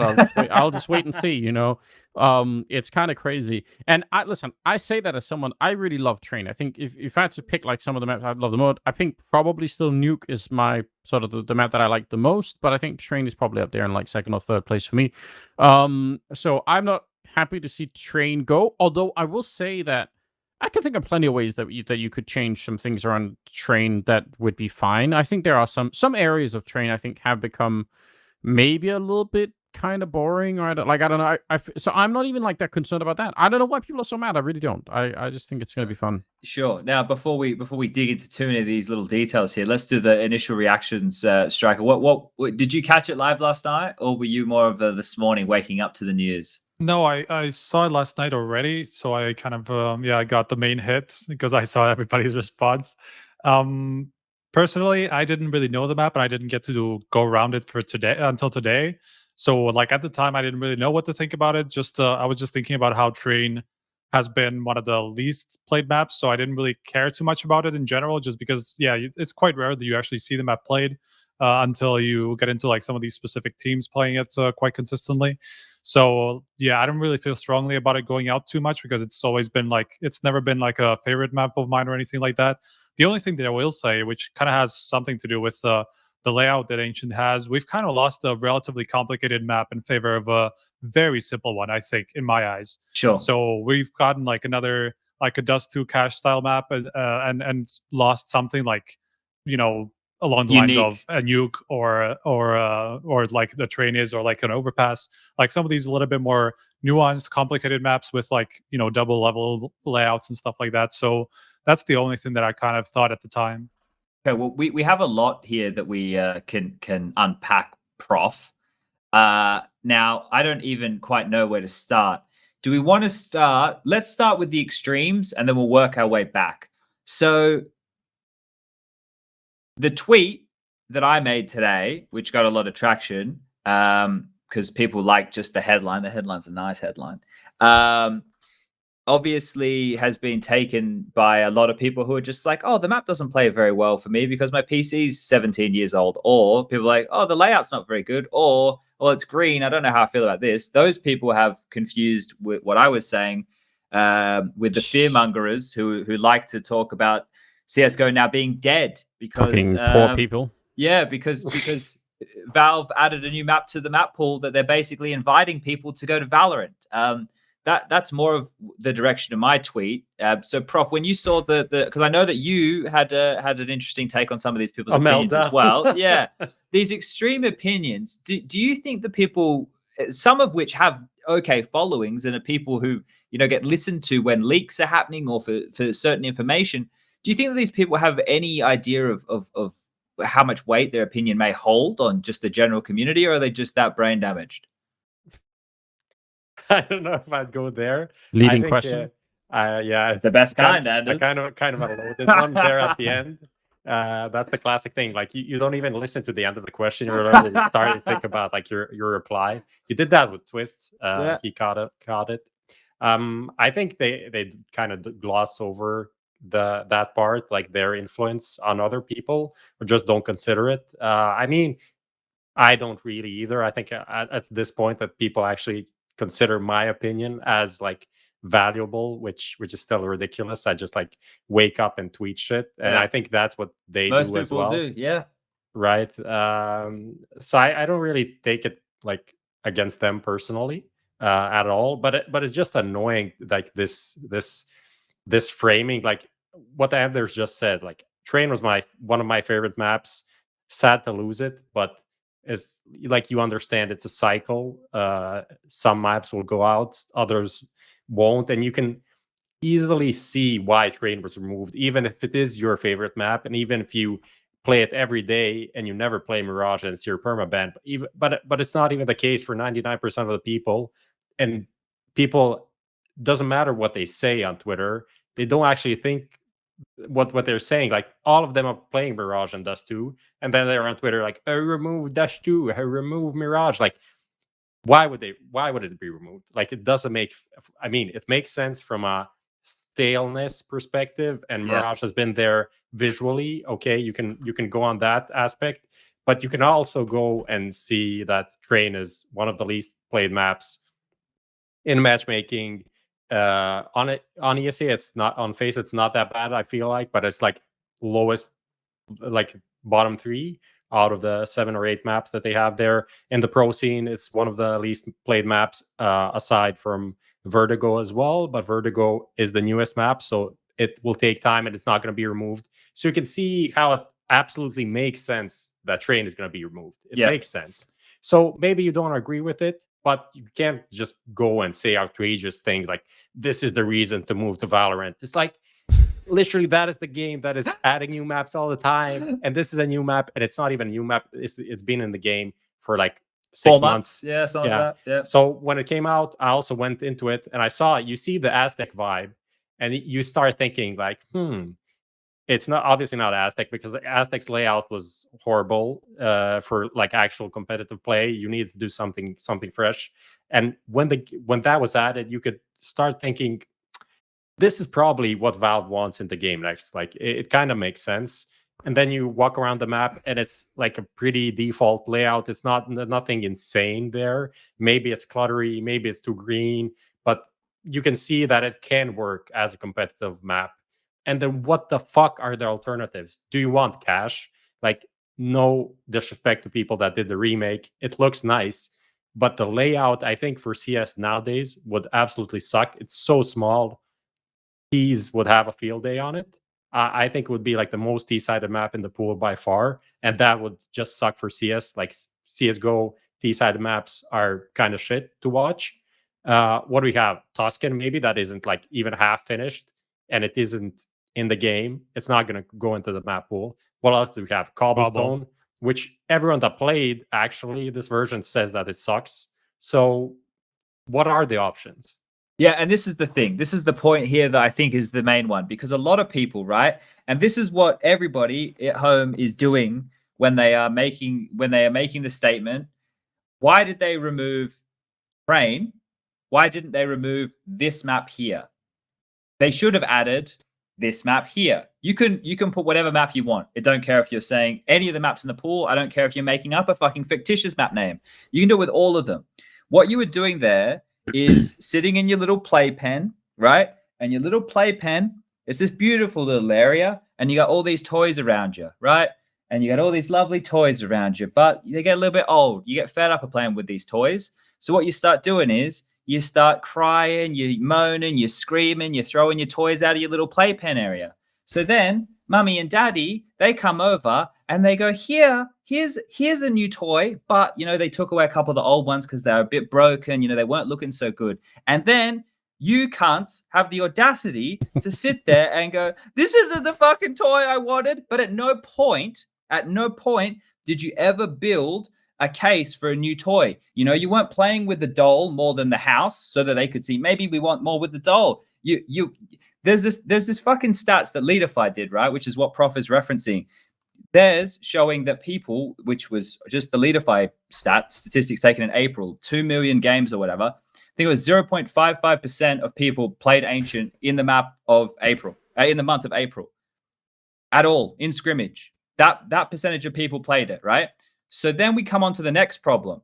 This is the next group of people who are my next favorite group of people. When the map comes into the pool and they go, this is a playtest and it's fucking terrible. How are the pros going to play on it? How can they just put it in? No one's done anything. Why don't Valve, hire a whole team. I want you to get Forest, get Exist, get all the old boys, get them in. You need to keep them, and they need to test the map against each other in a vacuum and then come out with a perfect map for competitive Counter-Strike, right? Then there's that next group of people who don't understand that without actually playing the map, we can't actually test the problems and fix the issues. And then we have that next group of people, right, who are the ones who say, why didn't you add this map or that map, which are the maps that Prof just listed. Cash, which is same old, it's going to be boring, it's going to play the exact same way it did. He's already gone through the list. You fit into all those camps, right? But instead of fitting into one of those camps, why don't you look at all the other problems that you guys have been moaning and bitching about and try and align yourself in one of those channels that they're nice, that they're setting out for you here. You can play test the game, right? You at home, I'm looking at you. Yeah, you little fucking cunt. I see ya. Play some Ancient. You at home making a difference. If you play some Ancient and you have a couple of games and your gameplay experience contributes to the data for Valve, guess what? You'll be helping. So do something good for yourself, mate. Queue up for matchmaking. Guys, I'm getting older, and the older I get, the more open-minded I become, which is a problem because now I'm the old weird guy, right? But guess what? Instead of jumping on all the negative fucking bandwagon here and pretending that Valorant is just going to come out of nowhere and take over Counter-Strike, this fucking behemoth of a game that's been around for over 50% of my fucking life, and all you motherfuckers watching it right now love it, right? You think that's all just going to happen? Why don't we just channel some positive energy and understand that Valve communicates in weird ways? You want to go with like a girlfriend analogy that Prof was talking about before, and let's go with that. I just realized Valve is God. Valve is God. Valve is God. He works in mysterious ways. Yeah, and we're preaching. We're preaching right now. So hallelujah. I'm just looking forward. I'm just looking forward to you becoming a dad, man. Like your kid asks you for your new toy, and you go build your case for it. Fuck! I've gone on. I went off the. I got off the fucking reservation there for a second. But yeah, a little bit. Guys, like we talk about communication, right? And we know, right? If I have communication is key. Communication is key, right? No, but legitimately it is key. But right, Valve don't communicate to us like we don't talk to Valve, right? If everybody watched that video that Valve put up. I forgot his name. Gatum.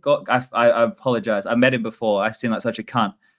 But in the video, they clearly say that they communicate with their user base through updates. How many of you watching right now played the most recent co-op operation mission? If you played that mission and it didn't dawn on you that the Ancient might be coming into the map pool, we got bigger problems than Ancient being in the map pool. Let me tell you. Like, Anders, did you play that co-op mission? Did you see all the stuff they had in there? No, I didn't. But I did play Ancient, but nope, I didn't get a chance to do that. But I'll tell you, I just wanna like try and tag a couple of things onto this, right? Because for one thing, I think no matter what, there just has to be like a data basis for some of these decisions. It has to be that for two reasons. I mean, one of them is it doesn't make like if we just all spew out our opinions in the first week of the map being out, like would anyone take Valve seriously if they made a bunch of changes based on that? Like, what would that world even be like? You know? Yeah. Just imagine if they just reactively said, "Oh shit!" Like people on social media are angry. Let's take train back and like it would be a nightmare, you know. So you just need a lot of data. And then the other thing people keep forgetting for some reason is that they're not just operating this from like a competitive point of view, right? We just mentioned earlier there's like 15, 20 million people every month that play Counter-Strike, and they're concerned about those people too, you know. And I can't really find a way. I mean, I wish that Valve only cared about the esports side of it, because that's just where I spend my time. But that's not really realistic, and I think that's that's a weird expectation to set in some way, you know. My only concern is that it's not always clear to me whether or not Valve have like a very well, I'd say I live in a world where it's really obvious to me that the esports side of like the tip of the spear for Counter-Strike is esports, and it does a lot of work to keep Counter-Strike where it is. Like, that's so obvious to me. I'm not sure it's obvious to Valve the same way, and I'm even hesitant to claim that I know for a fact that I'm right. I just have a strong feeling that I am, but I can't prove it really. But I think that's like the only thing. I do want to say something else though, that I don't know why people are overlooking this, because I agree, like Ancient is it's a pretty much a like a textbook kind of Counter-Strike map in a bunch of different ways, but there are some ways in which it is 100% not. Like, the amount of wall bangs that are possible, and that there are huge chunks of this map that are, like wooden boards that are really thin, that have to do with just, I mean, listen, all of Counter-Strike map making up until this map has been about basically making sure that only the AWP is going to be allowed to wallbang anything. This map has tons of places where I bet you could do it with SMGs, like if you wanted to. Now, I don't know if that's going to be, moved out over time, because it's always been my understanding that Valve actually wanted to move away from that. I think because they think of wallbanging as being hostile to new players, because who wants to get shot learning through? Curve, yeah. Yeah, like you're getting killed through a wall and you don't even know why. But if it stays, and I kind of hope it does, because I think that would actually make it unique. So you could have like a map that that sort of, from the outside looks like it's just another Dust 2 Mirage kind of map, but covertly it's actually got some crazy stuff going on. Like, you can shoot through the middle all the way into like the A bomb site. There's just like a whole line of like, now I'm not saying that, you can always just find like the sickest lineup of all time, but the fact that it's even doable is really interesting. So I'm just saying that, that could signal like an interesting change maybe in what Valve find acceptable in terms of map making. That could be fun. Well, that's reminiscent of the old 1.6 aspect, where you could literally shoot from T spawn to CT spawn, and it's fucking miles from each other. Yeah, there was what was it? There was a lot of wallbanging in Vertigo in the beginning as well, right? There was a lot of more wood, right? And then they changed it to metal. But boys, we actually all in the server right now. Lucas, are you in here with us? Oh, no, not yet. All right, Lucas, come join the server, because Lucas is going to get in here. What we're going to do, guys, is we're actually going to fly around Ancient right now and have a little bit of a chat about things. Now, there's so much to sink our teeth into with this. We could have done the whole 2 hours just talking about Ancient, really. But with this map, now, I have spent too much time, I would think is probably the right thing to say, playing this map, right? Now, this was even before the updates, which you guys saw last night. Me, Henry, Machine, Rush, Anders comes in there, Stunner's in there, one of our friends, Jay's in there, Moses joins us. We come in and we play Ancient. Now, let me explain to you from like a casual perspective as to why maybe somebody would like to play Ancient, right? The reason that the group of us enjoy it is because it is new, because we get to learn new things, try new things, do different boosts. And it also is not jumping into another Mirage, another Dust 2, another Inferno, a map where all of the super sweaty nerds, right? That level used to be only for the elite of knowing banana control utility. Now, I swear to God, even the most average player knows the most basic utility on these maps. So the playing field on this is kind of starting to level out. So fresh maps coming in are good for more newer players, right? They get to be in that early field with everybody else. And us old boys, our reactions are dog shit. We're not very good, right? So we play something like this because we get the one up of getting to know the geeky things first and learn this position and that position and this double boost and this triple and this run boost and shit. So that's why we play it, because we're old. But look, don't let that detract from the map. I feel like I've just undersold it here in a million ways. It's actually a pretty decent layout map. So Lucas is in here right now. And I guess, should we just start in T-Spawn? I suppose maybe that's the best place to start with everybody playing at home. Can you restart it so Anders can fly around? I can fly around. Oh, he can? Okay, never mind. He can fly around already. Okay. So you're on myself here, Lucas? Okay, so look, for those of you who haven't run around the map just yet, let's just go over a couple of things. This is the version that came out last night, got updated. So we'll go to the bigger changes so you guys can immediately understand what we're seeing different. This I think no one saw the old version of the map, so that doesn't. I think it's best to go through the basic layout first and then figure it the reason I want to do this is so that you guys can see what changed from the little sample size of people playing it, what changed just basically overnight for me. Right? Like they're obviously very open to change. When before the map, it used to be this corridor was a lot thinner, right? And this fight was a lot more awkward. It's been opened up a lot here for the T's. It's getting to this fight. The CT before could get to that cutout position back here, right?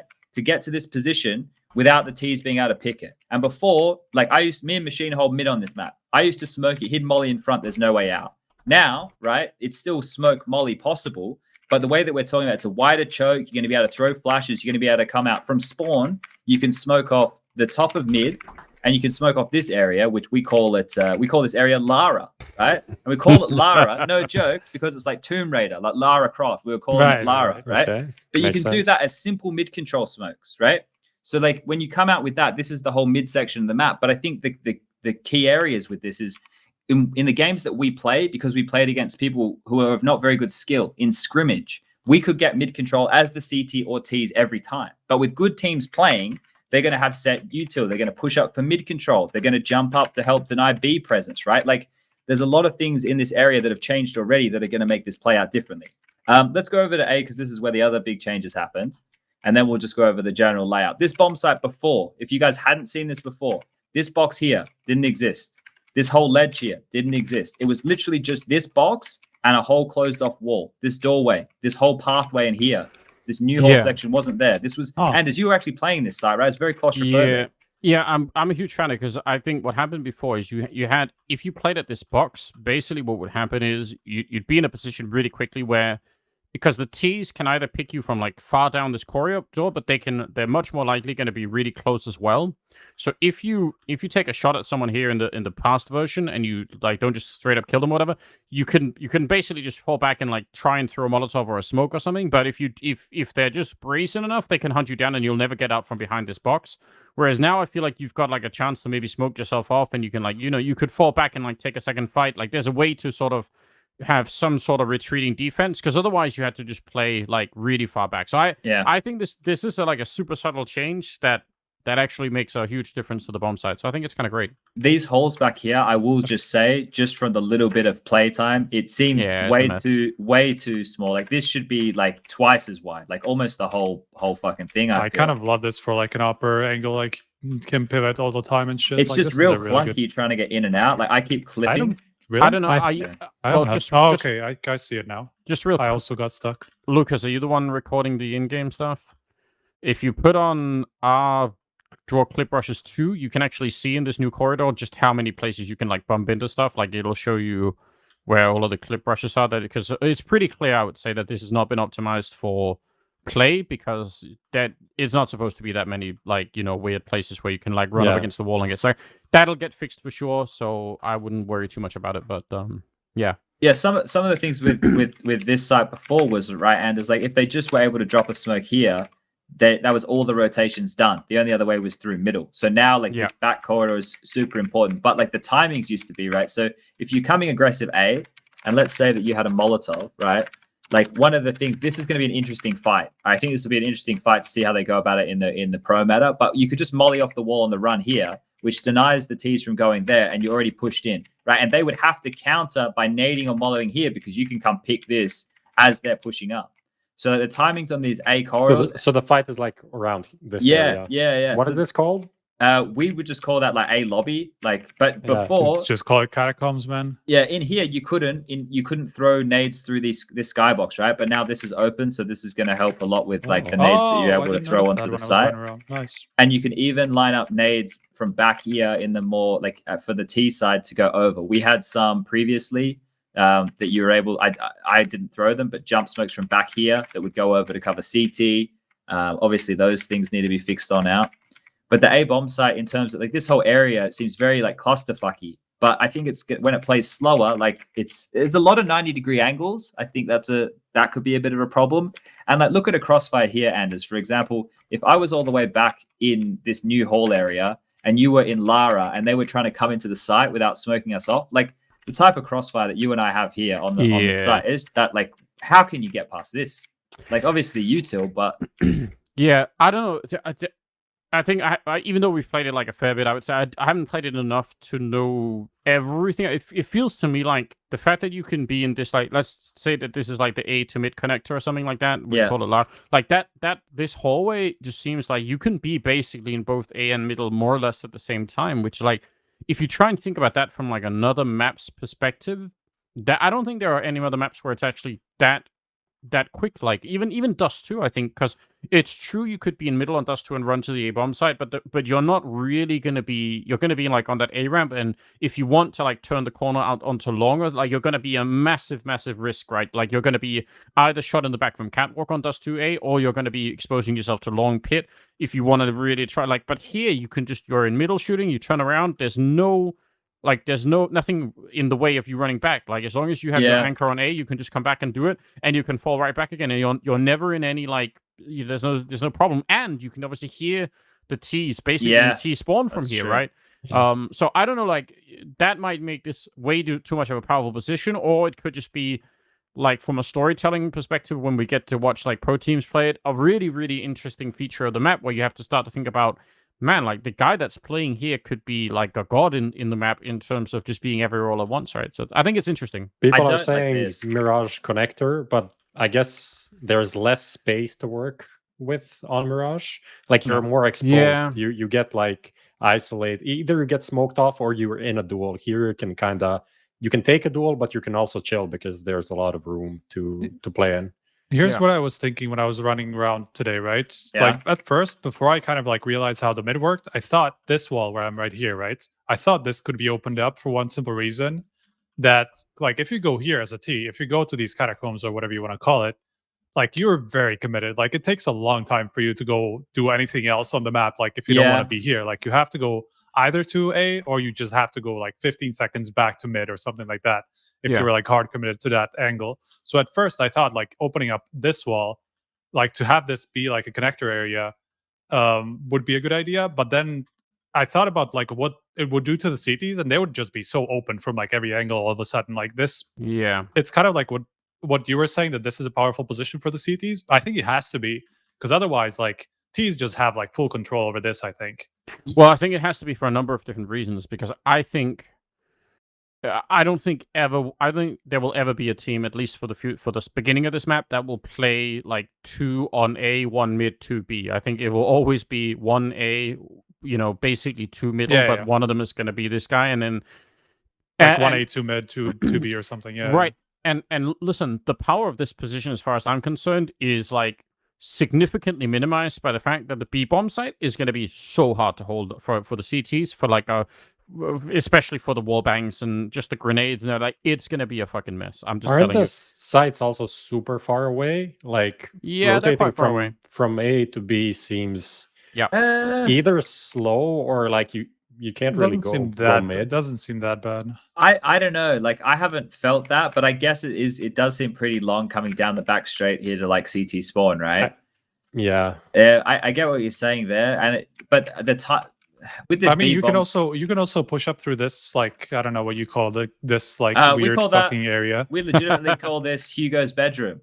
Okay, so you go through Hugo's bedroom and you can like go flank, right? And you can go through mid or something like that. This like a lot of this just gives me a lot of Dust 2 vibes in general, like the way that the dynamic works. It's difficult for the CTs to go like the normal way from A to B, just because like there's the mid that can be like quite easily split, and you can't really go through it. But there's like some flank potential from like if you want to push up long and you want to go through T-spawn to cat or whatever like that. Like this, a lot of the same dynamic I feel like is going on over here. I think this piece of real estate over towards B is the most important part, right? Because the T's get through these doors first, and this is why I think that they have control here, right? Yeah, like but you'll be harassed by utility. So there's a execute that like we do when we want to go for control, where Rush will throw a smoke. I think I even know the smoke. Hold up, like so this is for control of B, right? Rush will come here. He'll throw this smoke. Hopefully it's 128 tick. Here we go.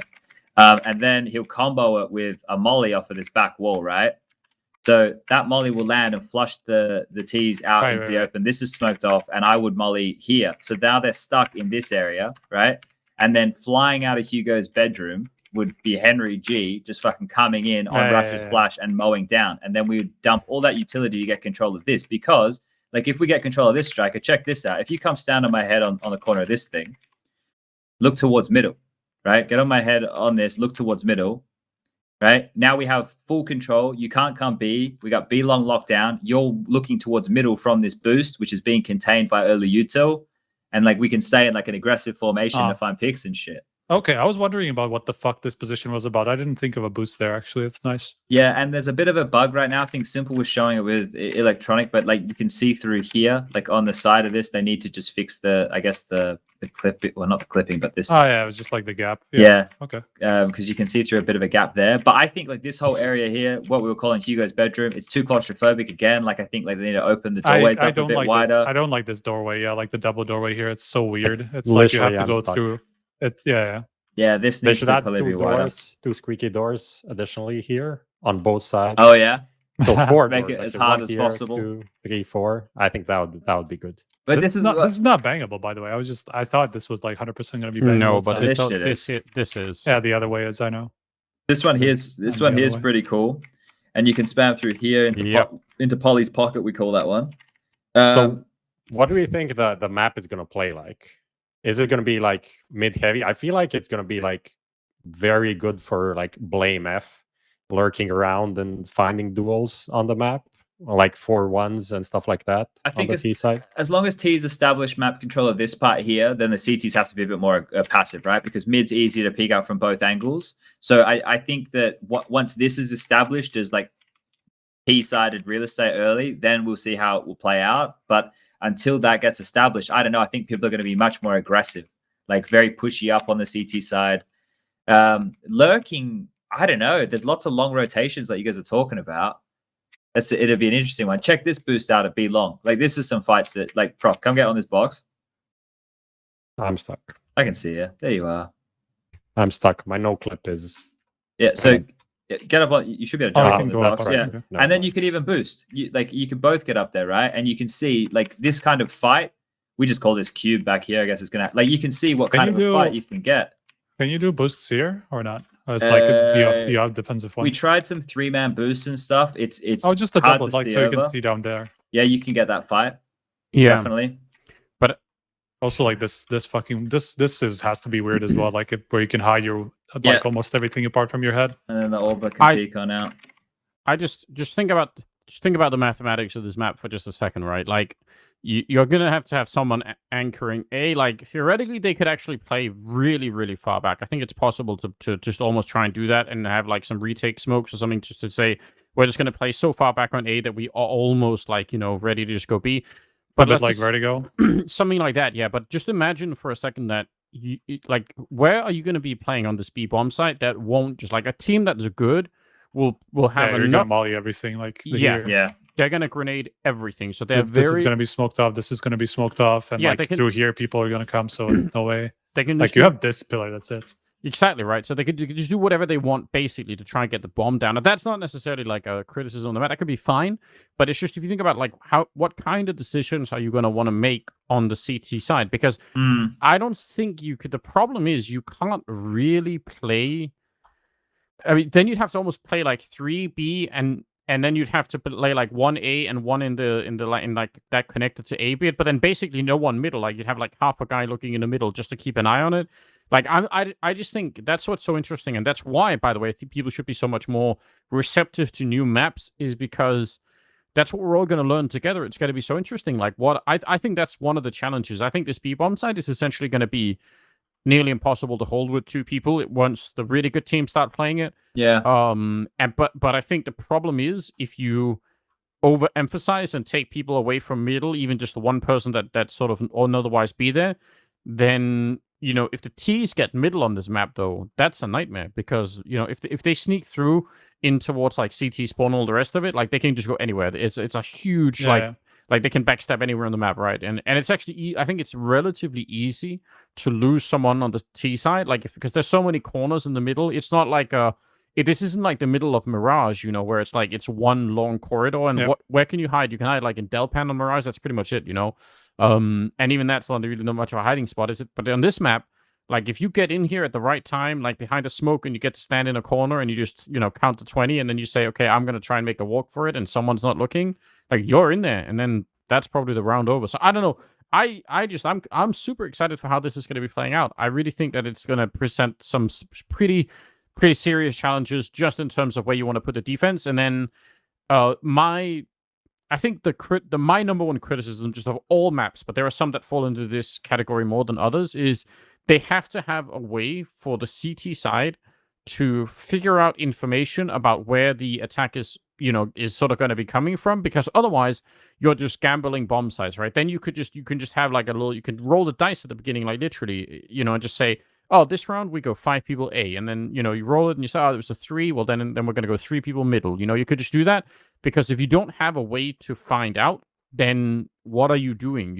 And I think that's where this map also does become interesting, is that the sort of the corridors or the hallways leading away from the bomb site, from the CT side towards the T's, they're pretty short, and if the CTs get just a little bit further up on the map and can like look around the corner, I think they can make some pretty serious deductions about what's coming next, and then they can start to move around. So I don't know, to me this has the fundamentals of a map that could play pretty well competitively, if I'm being honest. Yeah. I definitely like the dynamic with like this middle area, just because you can go very middle heavy. I think that's how it's going to be played at the beginning. How you're saying, with like one guy anchoring A, just like focusing on this one angle, on the Odin catacombs, let's say, and then like 3 people in mid and 1 guy on B, maybe just like taking care of the utility if they don't want to take early control of like the B lobby or whatever you call it. So it's just going to play early on. It's just going to play like cash, where like CTs are just like very middle focused and trying to stop the T's from getting in there, and then like the map develops from there, or like the rounds develop from there. Not sure how.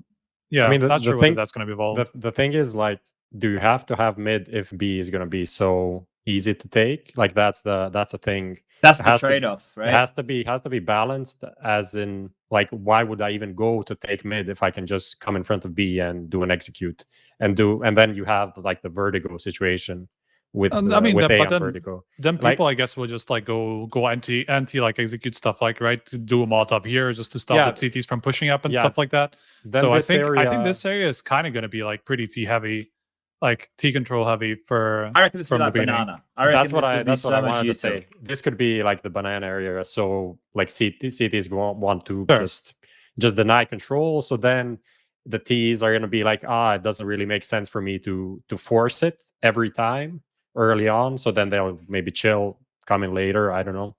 And then if they chill, if this gets smoked by the CTs, then you're kind of fucked, right? Yeah. Then that's where the trade-off is. Yeah, that's you don't want to give that away.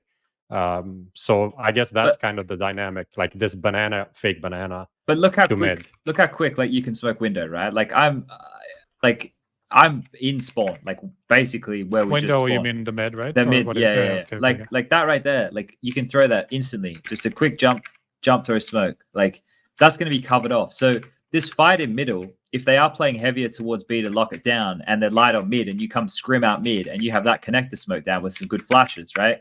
You can even get a guy from back here mollying the cutout position. So now where's the guy meant to stand, right? And you combo it with the smoke I showed you guys before, mid's yours. So now you're jumping up to contest towards B. Like if the CTs are taking it or they want to take it, well, now you're up here, you're getting flashed in, You're coming in, you're clearing, you're taking it. But like that's where I think it's going to be more like they go all in. Like, and if you win or lose these kind of fights that we're talking about around mid and the B transitional area there, that's where the rounds are going to be won or lost. That's why I don't mind that A seems so far away. Because if you want to full commit A and fake a mid or whatever, you're going to draw a lot of people into that focus, right? And you might be able to execute into that A site in time. I'm curious about this position specifically and how it's going to play out in terms of like the B lobby position, just because like you can get here as a CT with that combination of grenades that you were talking about, and then you can help out with like the B control with like the Hugo's bedroom place, and then the mollies from the actual B side. Yeah. So that's what I'm curious about, like how much CTs are just going to be pushing up here based on the utility in middle, and how much T's will be able to actually stop it with like, I don't know, like a boost behind the smoke or whatever like that. Or maybe just like mollying this position from the first place. Like maybe there's like some weird molly that you can throw from T-spawn just for this, just so you can get the B control like early and without too many problems.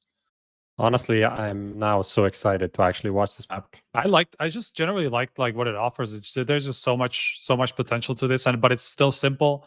Like people can just still play this and enjoy this very easily. So like I just like this map in general a lot. Just want to see how it's going to be played. If we're gonna be honest, I think like I've already mentioned, a few of the corridors I think need to be simplified, right, or either made wider. I think that's probably my first gripe. My second that I would list, if I hadn't played the map a lot, would be the fact it's green and we have a lot of green models. But I have played a lot of this map and I haven't noticed it as a problem. Yeah. I haven't, and I asked Rush and I asked Henry today, and we're obviously biased because we play this a lot and we enjoy it. But we haven't noticed it being an issue, right? And Rush linked me a clip from Cash when it was out early, and one of the clips we saw there, and I was like, oh my God, how did we ever live with that? But this has seemed fine from that perspective. Seems like a lot of fog, though. Like if you go long A and then take that duel towards T-spawn. It's been minimized, I'm pretty sure, as well. I know that sounds crazy, but... Yeah, just go on the other side. See how like white from here to there it is? Yeah. Yeah, I see what you're saying. But the positive thing is that with this like new, I don't know the feature's name, but you can literally see the model more than anything else. Yeah. It's very easy to see. The optimization, This position I'm on A. This position is going to be changed, I'm sure. Again, just like this is such an awkward place to be as a CT. Like this is so useless, I think. Well, like if you're ever gonna get caught here, like I think you're just dead. Yeah, well, that's you would never voluntarily go there. Hide behind this, because like either you're just gonna get Molotov or maybe even wall banged. Like I'm sure this is just wall bangable from like went up probably.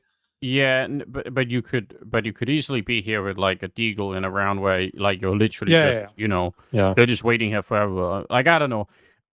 I think it's also interesting. The only thing is that like this headshot angle is gonna be fucking hard, like with a deal or something like that. Like could be pretty awkward. Feels like the B side of Dust 2, really. Like you're playing the single box, maybe you throw smoke. Yeah, but you're way less protected, I think, than on Dust 2. Like that's why I think this is still gonna make some changes there. Like you were just dead. Like if you end up behind this box and they know about you, you're probably never getting out there. We're like, I know that we have to wait and see how the map plays out overall, but we're making some big assumptions. Like, well, not assumptions, but imagine, because like this area in here is pretty easy to take, right? Like let's assume that the CTs did a setup where they played 2 guys A. I know we're talking about with 1, but imagine you have a guy in here, however he's got control.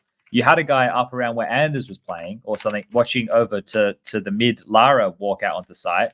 And then you could play 3 guys B, right? You could play an AWPer watching the mid push from back here, like over towards this B bomb site. And he's covering now in the mid. And then you could play more focus over towards B, right? You could play a 2-3 split as opposed to like a 1-2-2. You could play a 3-2 and almost give up mid and allow them to spend all that time because of how long. Like imagine sitting here with an AWP. Like you can immediately help the B bomb site, and you've covered that mid push the whole time with an AWP from this angle, and it's like unlikely they're going to smoke you off here. So this is a kind of a ridiculous angle, to be honest. Like, look how long it is. Yeah, I think this needs to be like, I mean, maybe not, because you're not really going to be sitting here and watching this. You're going to kind of be towards B, so maybe flick back and forth. But still, it does really feel like that. One of those Valorant maps, I think the teleport map. It's like a lot of corridors. I don't know any other Valorant maps, so and the CT spawn is like the T spawn is so like drawn out and useless. Like you don't want to go there ever, which isn't really a thing on CS maps. This gives me like a Tuscan vibe, like this corridor here, like from B to middle or whatever, or like the connection to it. But it's whatever. All right. But We've just been flying around this map for half an hour, boys. I don't know how that yeah. happened, but that Yeah, was I don't know. I just checked the time and it quickly went 30 minutes. So I think, Lucas, let's jump out of there. Let's get some like closing thoughts on Ancient, and then we have some other stuff we have to get into, and it's already late. So we're going to try and speeden up the tail end of the show. You guys have just watched us go through that. Let's just have some closing thoughts. Anders, what's your outlook for Ancient? Positive. People need to stop complaining and just enjoy it. I think it's going to be fine. Stop whining about it. It's good. All right, Striker, as a bit more of a Ancient virgin, what are you thinking? That's a lot of ways that could be taken. I've been a big proponent of this map ever since I started just taking a look around on it, like literally 2 earlier hours today. Like this 2 is the hours first, ago. Yeah. like 3-4 hours ago or something. I just jumped on the server and just looked through the map, just saw the timings and stuff like that, saw the potential of fights that could be happening and all of that, like all the angles, the way that the defense could be played, like a lot of possibilities. I just like this map a lot. I think I'm gonna like watching it. Who do you think is going to be the biggest winner or loser from this change? This is what I was gonna get into because it's a whole topic, right? Well, yeah, because how many teams do not play trainer at this point? It's quite a relatively big amount, right? You need to not only think about the teams who don't play train, you also need to think about the teams who permaban Vertigo. Because they're going to have to play either Vertigo or Ancient now, aren't they? Oh, yeah. Aren't they? I guess Na'Vi are fucked. But like that's a whole nother thought, right? That what does train do? So for a team like Liquid, that's a good thing to have, right? Like it means that now they can get that leg up in the map pool, or at least in the vetoes. And then the issue on the other for other teams who already permaban something else and have train high up in their map pool, those type of teams are fucked as well. Prof, I'll give you the closing Ancient thoughts, and then we'll go into the tournament talk and then playtime. Yeah, I'm just thinking about like which types of teams are going to be successful on it. I think what Striker is saying, it is kind of. I mean, I don't know if it's less tactical, but it's more a classic map. So I think it could go well for the G2s and complexities and those teams that like the Dust 2 Mirage, those types of maps, right? So I think that's going to be interesting, even though at the beginning it's probably going to be some obscure team that picks it up, as it always is. Like FPX.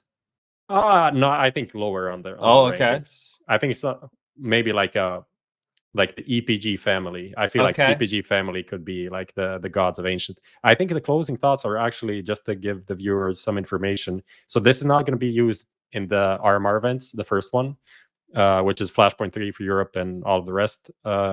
So we don't really know when it's going to be used. I guess that's up to like CSPPAX tournament organizers to find an agreement on that. I guess that should be after Flashpoint 3, but I don't know how much time there is in between, and then maybe players could cry and say that's not enough time. But well, the next thing right after that is IEM Summer, which is literally like 3 days after a Flashpoint ends, which to be honest does seem like at the same time. At the same time, then the next event is again like 3 days like 2 after days. that. Yeah. And There's honestly, no winning. IEM Summer is not a super important event. Yeah.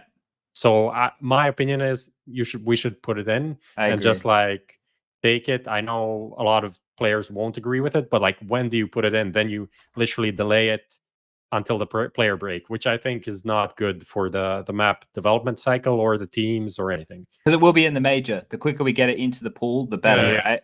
I agree. The thing is, like, I understand for Blast with their spring finals, it's hard to, because their whole thing is like a connected series. It seems kind of shitty to have to bring in a map that wasn't part of the rest of that. But I almost feel like you have to, right? I almost feel like just because that's where the state of the game is at, and you're playing, you have your own rule book, but you're playing somebody else's, like they set up the baseline, right? So I think that it will have to be. Let's boys, we could be here all night. Let's keep going. Let's keep going. Fucking, I'll keep the train moving. Let's keep these quite succinct, ladies and gents. We won't dig in for too long into these. Not gonna have it, is it? Sure. Yeah, but we'll try. DreamHack Masters, we're halfway through that one. Playoffs are on in a couple days' time. But we had Natus Vincere, or as Profs put it here, Natus Vincere. Is that pronunciation okay with that? I just wrote it down. I didn't read it out loud. And Kyojin, which is Vitality with Kyojin. So let's go with Striker. You want to give your thoughts on the Na'Vi side of things so far? How are you feeling it? I mean, Bit hasn't been particularly better in general, like than he's been. He's been okay, but like nothing that would make me think he's just like obviously better than Flamey. So I feel like hasn't really been that much change there in my eyes. So that's kind of my take on it. Now we have Boomich secondary opping, which honestly, on like some maps, yeah, I mean, like whenever they need him. Like, is anyone else secondary opping? I didn't see anyone else. Bit is a bit. Yeah, but I didn't really like Boomich's secondary opping, even though he kind of did the job. Like, he didn't really pass the eye test for me. I think it over a longer span of time, I don't think it's an ideal. Just doesn't seem to fit him at all. Okay. Anders, were you happy with the Na'Vi performance, or you think they're still fucked? What do you think's going on over there? I'm never really happy with the Na'Vi performance. I'm not gonna lie. I feel like it doesn't matter how much I watch Na'Vi play. I don't think I'll ever understand what's going on. I really just don't understand whenever I look at them. Because if I look at the players that's on the team, I think, oh, this is going to be sick. But then whenever I go through and look at some of their demos, I legitimately have no idea what's happening half the time. I don't know why they're making the choices that they're making, and I just don't even understand like what the I don't understand what the point of the team is most of the time. And it sucks because they have, like some of the players that I love to watch the most, in Counter-Strike. So I feel incredibly conflicted about it, and I don't know how to like I keep telling myself that I need to like reach out to some of those people and like ask them about it. I just have questions. I have nothing but questions at the end of the day. I'm not getting wiser. I've watched many Na'Vi games, like in detail, round for round, and most of the teams, I feel like, even if they make a wrong decisions, I can trace the call back to something. I can go back in time and watch it like frame for frame and say, oh, I get it. Okay, they thought they were like 3 people middle, and as a result they did this, and then this thing happened, and it wasn't their fault. You're like, at least there was some logic to it. I feel like half the time when I'm watching Na'Vi play, I just don't even understand. Like, I can't figure out why they're making the choices that they are. It's really weird. No, I know what you're talking about, right? I think it looks like they are lacking a plan, right? Which obviously we all go, oh yeah, that's in-game leader, that's the calls or whatever. But in some of the matches they played recently, it felt like they had a plan, not like the Brazilians. It felt like, there was a strategy there that they had ideas. They, had good mid-round calls. They were playing off of each other very well. They were doing some reactionary CS. Even Simple was clapping when his teammates were doing the right stuff. It was wild to see, right? Like, but like that's how you knew shit was going well against that VP game. And then in some of the maps you watch, you go, oh, like what you're saying, you don't even understand how they got themselves into this mess. Whereas like, so I think maybe the tides are changing, or I'm getting, lured into this again. It's happened time and time again with Na'Vi, but they're on a wait and see notice. So we'll get to see them again this weekend. Vitality though, they didn't quite make it. And, Kyojin, I don't think he hugely impressed, but I don't feel like he let anybody down. Prof, do you feel different? Kinda, yeah. That's okay. That is kind of what I think, but at the same time, it is disappointing that it just says where we are with Vitality right now, that him coming in, replacing RPK and not doing anything, almost just like being there, is kind of okay because they made top 8. Yeah. And this is, I was just like writing something the other day. This is the best result. 7 to 8 is the best result they had since January. Oh, so they literally were either last or next to last in every event that they played since the IEM Global Challenge, not IEM Global Challenge, but the Blast Global Finals. So I don't know, not really sold on Kyojin overall. Like, didn't really see anything exciting, nor did like this whole thing about like him being the anchor position player, the only one in France. Like, I feel like if you threw in anyone, they could have done that. It would have been the same. But first event and all of that, so maybe it can be better. Yeah, I kind of feel like it's another Masuda situation where they're just going to have him in the team and then hopefully mold him into a place where then we can start seeing his raw skill. Because I think Masuta, in terms of an individual, is looking more confident. That was one of the positives I took. Did you see any striker? I know people have been monitoring Zywoo's performance quite closely. Oh yeah, I mean I feel like Zywoo's just been doing kind of this Zywoo things now. Again, after a bit of a couple of events, in his terms, obviously, it's kind of difficult to look at him as the same as the other players and say he's in a slump when he's still like pulling 1.2 to 3 ratings in every map. Obviously, apart from the Blast thing, which was just one match, and that was kind of like a one-off. I feel like you can't really expect Zywoo not to come back to like his usual form. So I was just trying to look at Kyojin and what Vitality saw in him, and I'm just not entirely sure right now. Like, I didn't see all of their matches, but I saw like 3-4 maps with him, and in none of them he felt like anything special to me in terms of what like RPK brought to the team and what he can replicate or whatever like that. It was like Prof was saying, like you could put any sort of similar style position, the similar style player into his position, and he'd probably do a better job at this point just because of experience alone. Sure. So that's kind of my take on it. It's just something that we're just going to have to take a look at him a little bit more. Saves them a bit of money as well, right? They don't have to fork out massive amounts for an expensive, already established name. Anders, when you look at this project, now that RPK's out and the new guy's in, I think that they would probably want to manage expectations. And when I say they, Vitality, the camp, that this is kind of a new project and they'll need time to rebuild. Is that acceptable for a team that has the best player in the world of 2019 and 2020, or should they be expecting to, be able to contest for playoff spots? Let's not say immediately. First events, obviously, asking a lot, but in a shorter time frame than say 6 months. Oh, this allows me to like revisit my favorite talking point, which is framing the success, let's say, parameters for any team. I just think that is the most important thing that I think almost everyone just fails completely at, as far as I can tell. I think both things can work. I wouldn't mind it if they had that Henry G approach of saying we're going to rock up and win the first tournament. Like, right, I think that's fine. If everyone agrees, then that's super cool. Now, obviously, what that means is just that you're front loading all of your expectations, and every single game is going to have like maximum weight because there is no runway. Like, the plane is just about to crash into the ocean, right?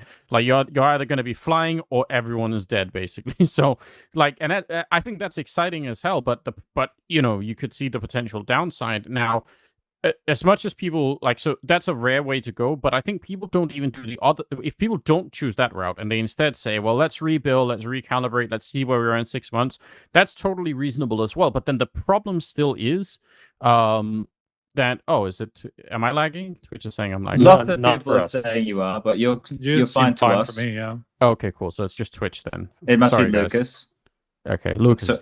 So we blame Lucas with everything. It's fine. All right. He's Danish, you know it is. Yeah, well, then we shouldn't be lagging, should we? But okay, so then, but then, if you go the other way and you say, well, this project is meant to succeed in 6 months or 12 months, I actually think having that conversation, like, not that I have any plans to co-coach a team, but if I ever was, then that would be the first conversation I would have. I would try and interview everyone separately, and then I would probably interview everyone in the same room, and I would try and ask, what is everyone expecting? Because if I come into a team and I discover that half the players are looking to win the major, at the end of the year, and the other half are looking to just try and qualify for a major in 2022. What's up, Lucas? Are we really screwed? I think we might be really screwed. Lucas, what's up? Yeah. Give me just 1 second. I think we can give you 1 second. You found the. Are we being DDoSed? There we go. Now we're not being DDoSed. No. All right, Anders, we're very sorry. I'm very sorry. We should be good now. It's all good now. He's gonna get beaten. Fired. It's fine. Don't even worry. Maybe not beaten. All right, I'll back it up just 1 second so people can, make sure they're on board. Yeah. So, quick recap, right? One project could be like, we're flying out the gates. We're gonna try and win every tournament from the get-go. The other project could be, we're gonna set the timeline for success like 12 months out, and that means that even if we completely screw up and do all kinds of weird mistakes in the first 3 months, no one is going to be panicked. Like, no one is going to really care because everyone will know in the back of their mind, yeah, that's fine. Like, we have this time for it, and it's going to be, we have to wait until we're like 9 months in before we can start to like really evaluate this. And because I waste my life looking at crypto and investment type shit now. That's the only thing that I've really learned is like that you have to define that same thing. Like if I come to you, Chad, with a brilliant idea, and I say like, I need you to pay me like 10,000 euros for this. Like you can invest now. It's going to be sick. Well, if you give me that money and you expect that next week I'll pay you 20,000 back, then probably you're going to be really disappointed. It's going to be really hard to like. I'm not going to be able to deliver on that. That's going to be rough. But if you say like, well, in 3 years I'm kind of expecting to have like a pretty solid return on this, 10,000 euros that I paid you, then I have a lot of time to make that work. Like I'm not going to be laying awake every single night, and I can probably like I just think that conversation just completely gets screwed up. So I'm fine with both models. It seems to me that the Vitality project, just looking from the org, like just looking at it from the players, the way that they're running it, is an attempt to build something that is like sort of a French Astralis type thing. Like it seems to be that there's a lot more going on behind the scenes. I'd be shocked if they took the approach that said, we're going to get like a superstar and then we're just going to go and it's going to be sick. Like I actually think they'd much rather build like a stronger foundation over time. And I hope that's what they do. I think the other model is hilarious from the outside because it usually ends in tragedy and it's fun to watch, but I'm not sure it's going to be, I think that the other one is probably the more reasonable one. Yeah, it's off Cloud9. It's just hard, right? When the team last year, obviously the year before as well, with some good results, and then to have to think, oh, do we have to wait again? But maybe it's one of those cases where they grind and they come out on top pretty quickly, right? It might just be a good change in a short period of time, even. Anyway. We'll continue with the Danes as we finish the lagging issues. There's some issues with some Danes. Astralis, well, they've made it to the playoffs. They've got this AWPing situation with Dupree going on. Bubsky's there with some good performances. And as you're a Dane, you understand the gravitas of what this squad, kind of means to the nation. Is it all going to be honky dory with the players they have now? Do you think, with what you've seen, that they can salvage the name, or are we in for an ever changing landscape of Astralis going forward? That's some really interesting topics here, right? Because obviously the way that they approached building Astralis as an organization is that they wanted some kind of like fan loyalty to the Astralis brand itself, which is like, I think that's pretty uncommon in esports. Like most of the time, it's the opposite. Yeah, fans will follow the players around, right? So like you could go a lot of the time directly from being like a Cloud9 fan into being a Liquid fan. If the whole team moved one day, to be like, I'm out. I'm just going to be following my favorite players, right? And I actually think they've done a pretty remarkable job at doing that. Like that's my sense of it, is that a lot of people in Denmark sort of care about Astralis as a whole. Like, so I think that mission is going pretty well. So far so good. I'm more worried about, like, I generally am always worried whenever you do this, like bring one guy in, bring another guy out, because I just think that it's so likely that the guy that you bring in will become the object of like all criticism, both externally but also internally in the team. And I just even think, like, if you think of it from like a group psychology point of view, if I have like 3 or 4 people that have played together for a long time, and now there is like a 5th wheel being added to this little group, and now I have to figure out, who is gonna, if there are problems, I just think it's much more likely that you're going to be you're going to be having these different, let's say, you're just going to be. You're going to be looking for any trouble or any fault, to be looking at that at the new guy, basically. I just think it's like, it's not even that people are evil or that they're trying to do. I just think it's a basic psychology question. And I imagine that, that could even happen almost with like double effect. And it's not going to be easy, the fact that you're trying to replace device, So like, that's what I'm worried about. That if they can avoid that right now, if they can avoid Bubsky and whoever else is, like, if they can avoid that, I think they've done a good job. I'm happy if they can just do that. I don't even care about how they perform. If they can just not make the new guys the scapegoats, then, thumbs up from my point of view. Sure, a lot of teams have struggled with that one. A lot of teams throughout Counter-Strike history have really struggled with avoiding that situation exactly. NIP is like the biggest example of that, I guess. Yeah. And they did a really good job. And this we can I think Lopez was one of the guys that tweeted about this once, but I know Tommy and I had a conversation about this actually once, which is you could even start a debate slightly about whether or not you should always at least, or you should aim to try and always swap out 2 people. Just don't do the one swap thing. Just always fix 2, because then that offsets like that group psychology problem. You like then you have like a team of 3, but they're essentially up against a new team of 2, and then like, and I think it's an interesting conversation at any rate. So yeah, no, I felt that firsthand. I think it's still very individual, just because. Like, obviously, there could be no fucking problem with the second player that you're removing, right? You just know this guy is just causing problems, so we just have to remove him, right? So just to remove like one more player just because of this concept is obviously a dangerous thing. Sure. Let me frame it. Let me frame it this way. Striker, will come to you with this one. With the Astralis that you've seen so far, which is a small amount of Astralis, do you think that they're in any chance with the playoffs to win the whole thing, or do you think no matter which combination of Gambit, Heroic they face, that it's unlikely they get through? I think based on what we saw with in the Heroic series, I think it's pretty clear that this team is not going to be winning. Sure, you can look at the first couple of series and they played very well, and Bobsky was in a really sick form, but still, like, I think the Heroic series was kind of signified what yeah, exactly. Like what they will look like against the best of the best, like at this point they're just not in a place where they were before, and Gambit and Heroic are just like levels above everybody else, and that's kind of what we saw in that series. So I think, as much as I believe that they will have a chance against G2, I don't see them beating either of the 2 favorites. Not even close. Okay, and you're in the same boat there, Prof? Definitely. I mean, they even kind of played buggy almost, like the way they played against Complexity, like super fast. Like I agree with using that, especially now that they are kind of a new team. They need to reinvent themselves without device, in my opinion. So just trying new stuff is amazing, but the results are beating Xtrfy, beating Complexity, and that was 16-10, 22-19 on Inferno, and then being destroyed by Heroic. So I think them getting into playoffs looks better than the actual results and the matches that they played so far. Sure. Okay. Let's.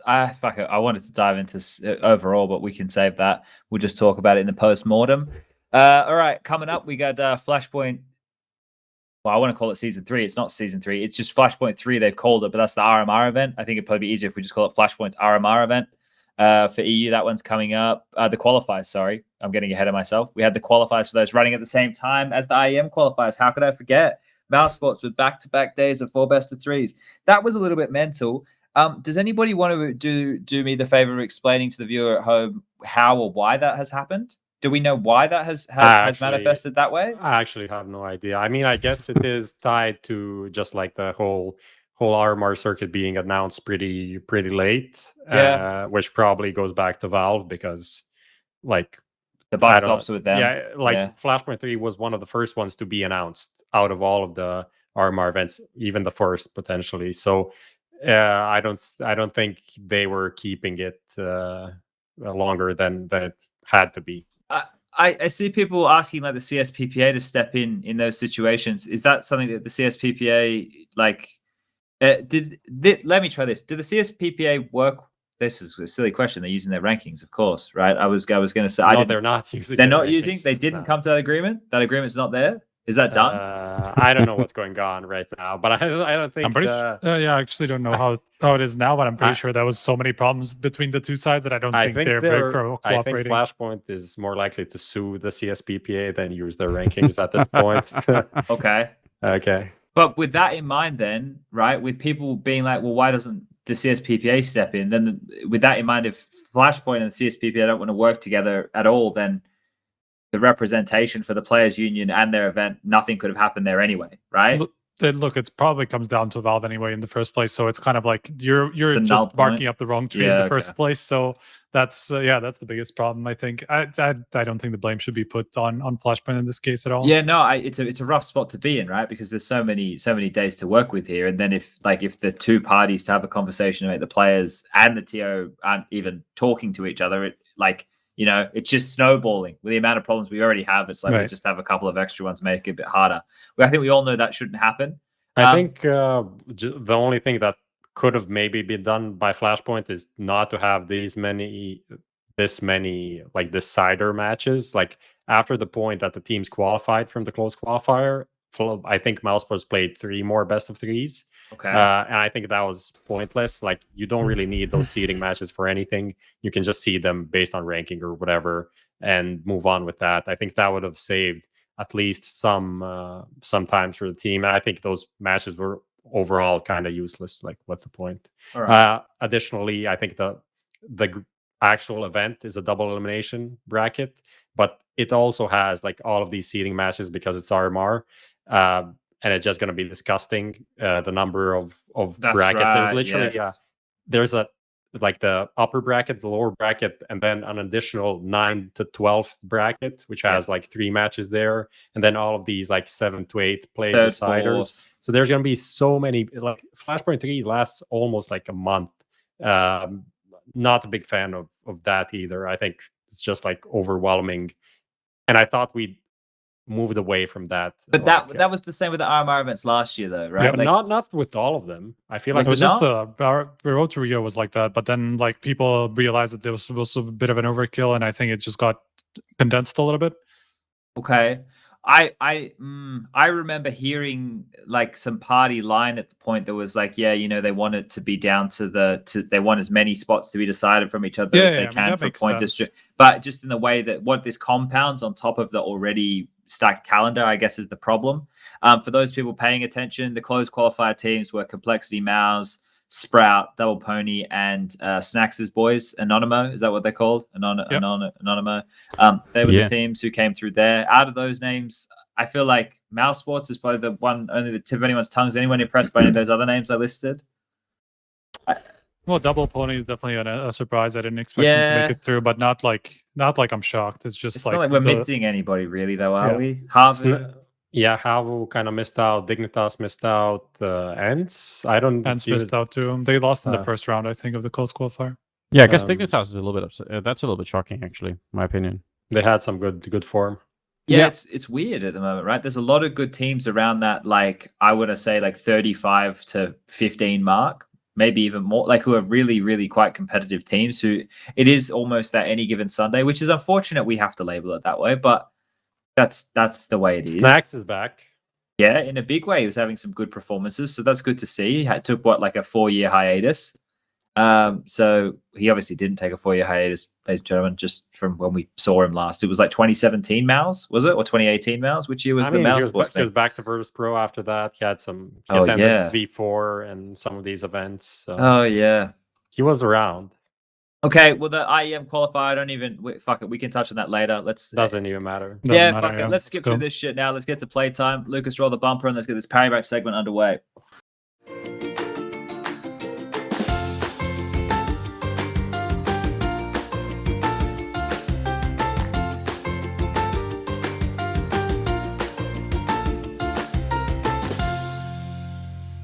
All right, we're back for playtime, which means we're winding up the show. But before we wind her up, we need to get into our parry match matchmaker segment. Now, we're going to be getting the link for Anders here, but just for you guys playing at home, I will run you through this. We have a little set of options here. Traditionally 5. We have 5 options, which are descriptive. And then you want to connect those descriptions, Anders, to... Well, wait, this isn't it. I've clicked the wrong link. Waiting for the link from Lucas here when we can get stuck into it so I can read them out for everybody. Lucas, do we have that link yet? Or are you still looking? I've clicked the link at any rate. Oh, you got it? Okay, that's good. Not the right one. Perfect. All right, this one here. Okay, so I've got it up. We're bringing it up. It's all good. So this is... Oh, wow. This is perfectly tailored to Anders. Normally, Anders, it's Counter-Strike related. This time, it looks like we have got creative for you. So... The headings, right? Yes. Aliens, simulation, Moses, cooking, and dinosaurs, and then the descriptive words we've gone with here is real, not real, I'm scared of, biggest passion, and invest into. So what we want you to do, Anders, is connect each of the headings to the best fitting description. Okay, so I'm the one checking these off. Yeah, this is for you. This is tailored for you. All right, do I have to read them out as I do them? Yeah, or... let us know your thought process. Talk us through. All right. So aliens, I mean, I don't know how anyone could not say real. That is an obvious choice for anyone who's even paying attention. I don't know what you guys are paying attention. If you don't know this by now, I can't help you. The evidence is everywhere, basically. We were just talking about this last show too. Yeah, like I don't know how much more you guys need in terms of that. If you're not persuaded by that, then I can't help you. You know, what should what should Striker look up to get him sold on Aliens? Because I've been telling him about like Fravor and that, you know, we've obviously got all the shit that happens on the Rogan podcast, but is there anything specifically? Luis Elizondo as well. Yeah, Lewis is a pretty good source. Like they've got that. There are a lot of people on that side. But listen, just go if you search for Tic Tac UFO. I think that's the one. Yeah, you'll see like Air Force pilots recordings of them encountering shit on their like I think it's the flare, like their like infrared system where they like to. It's just I don't care what people say anymore. It is 100% that we're running into UFOs. I don't. Okay.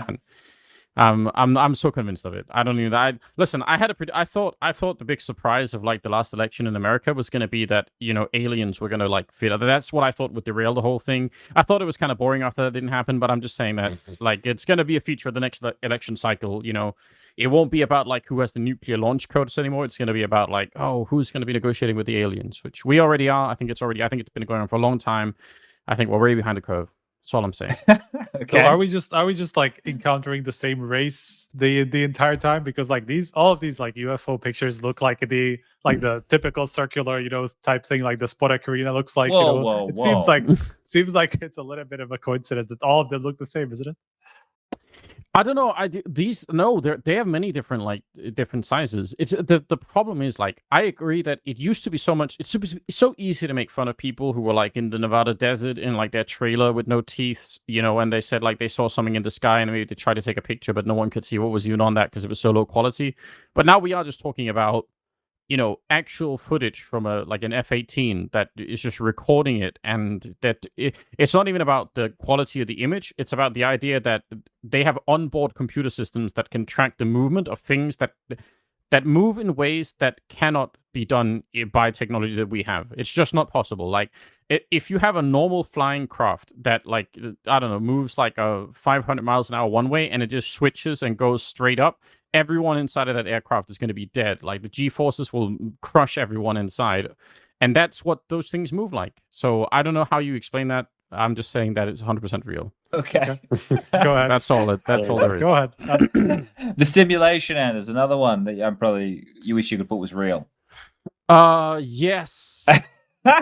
I'm gonna put it as real, but I think it's a lot more complicated. That used to be like a meme a while ago. I think I tried to explain it to Henry once. I think we'd had, maybe like a light beer or something or two, and I was trying to something like that. But yeah, I think it's real. I think we are just running the simulation. I think it's like, think about this. What would be the reason why you would want to let's say put on like a VR headset ultimately if you had like infinite technology and go into like a VR world? What would you want to experience if you already have all that technology? Well, it makes sense actually if you say, let's say you wanted to like learn all the ups and downs of what it was like to be in the world. So like you wanted to like, what is it like being divorced? What is it like to lose your kids in a car crash? Like but you learn all that without actually doing it because it's all a simulation. So I think that's where we are. I think we're in like a simulated world where we're meant to learn a bunch of things about, the good and bad things about the real world. That's not where we are. So yeah. Okay. And I think we've decided this for ourselves. We just can't remember it because that would obviously destroy the point of doing it. So There we go. All right. And Moses? Oh, damn! I would invest into Moses. I would definitely buy Moses if there was a crypto. Yeah, if there was a Moses NFT, I would 100% buy it. I guarantee you it would go up in value over time. Moses token. I see that. Are we getting a Anders, Sam, Moses another trio reunion? Like, is that on the docket? That would be really cool, wouldn't it? Especially now that I brought in the crypto thing, we could do that. NFTs are hot. We could do all of that right now. I think. Can you NFT that caster reaction from 2015 Cologne? I want to buy that. You can NFT anything. That's Oh, the whole great. point. So, like, I'm ready for it. I think I would love that. I think actually, we'll get on with this, but I think one of the things that suck about the casting space now is that it's become so locked in. Like, everyone is just only working with like certain people, and there's no mixing and matching going on. So I hate that. So hopefully, yeah, we could do a lot of fun things. That'd be cool. All right. What about cooking? I mean, these are like pretty hardcore, but I could put biggest passion. Okay. I guess I mean it's one of my biggest passions. Let's say that I love cooking and I'm pretty good at it. So What's the most recent thing you cooked? Putting Putting you on the spot here. Yeah, I cooked like a veal roast. Okay. That I cooked at like I put it on at like maybe 11 in the morning. And I like did it real slow, like low temperature. Like throughout the whole day. Like that's what I like to do. Is then I come back and check on it every once in a while, make sure like core temperature is just fine. Like it's a whole thing. I could be in the kitchen for hours doing this sort of stuff. All right. Someone asked the question in the questions for you. They said, "What recipe does he use for his cinnamon buns?" Is that publicly available online? Ooh, I should. I keep wanting to do this. I should do like a whole video where I explain it. Anders cooks. Cooking with Anders. There are some definite options right there. Listen, the secret to Better doing than Anders baked. well, it could be cooking while, like we could get the right CBD sponsor and it'd be sick. What I think is you just whenever you do this kind of like any kind of dough simple pizza or anything, make sure you like really like you have to like really mix it around for a long like 10 minutes or something. You're doing that. Don't just do it for like half a minute and just move on. That's important. So you need to give it the love it deserves. Yeah, you really gotta spend time, like watch it rise, and then like like mix it around again, and then watch it rise for a second time. Like just give it some real love like that. I will listen. With the next one, dinosaurs. Some people love them, Anders, and I feel with the two that you have left over, or not left over, but the two options that have yet to be selected, it could be both simultaneously. Yeah. I guess since they're not really around in the scary form, that it would be weird to be scared of, but I can't say that they're not real either. So I guess I'd have to say that I'm scared of them, but they are cool. So I'll leave it at that. I think that's decent. Yeah, Right. that's fine. Well, thank you. Keep going. I was just gonna say my son Walter is into dinosaurs, so he knows all the names of them. It's really freaky. So I was going to say thank you for humoring us with the fun here with this parry match segment. Now, I was just talking about the viewer questions, and oh shit. Most of them, as usual, are a little bit off the mark, but there are a couple here which I figured I may as well ask. Somebody wants to know what your favorite Star Wars movie is or was. Oh, you don't have to have a favorite, I guess. I don't know. I guess all of the new ones I just wrote off. Right. I just didn't even care. Sure. I stopped watching pretty quickly, and so I guess any of the old ones will do for me. And I will say this: The Mandalorian is great. I don't want to listen to people who don't like it. I think it was awesome. So okay, that's my take. That look, I think I watched the first couple of episodes, so I don't know where that puts me, but maybe we'll complete it one day. This is a question here that actually, Prof, are any of these sticking out to you? To me, there's one here about simulation theory is just a modern rehashing of Plato's allegory of the cave. Is that allegory of the cave? Yeah. Changed my mind. What is happening here? I don't know if we want to get into that, do we? No, we only had weird questions, and he's saying the same thing that I was saying earlier. Okay. It's actually, oh no, we can go back. Time. I don't think we have time, Anders.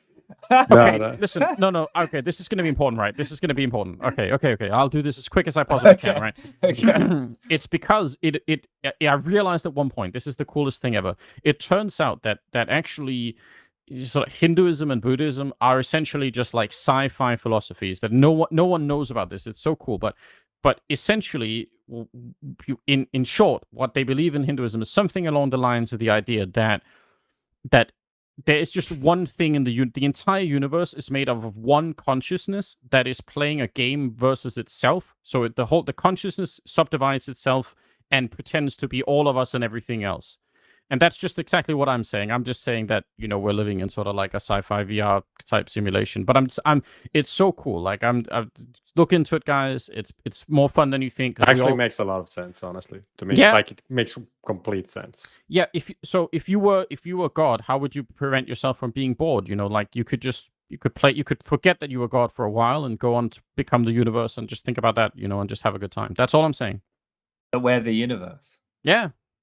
Well, I think on that bombshell, that could be the end of the show. That we are the universe, ladies and gentlemen. And the key point and the key takeaway from tonight's episode is go and queue ancient as the universe. I think we can just translate that to CS, because like CS is a game, but we are CS. Yeah, because okay.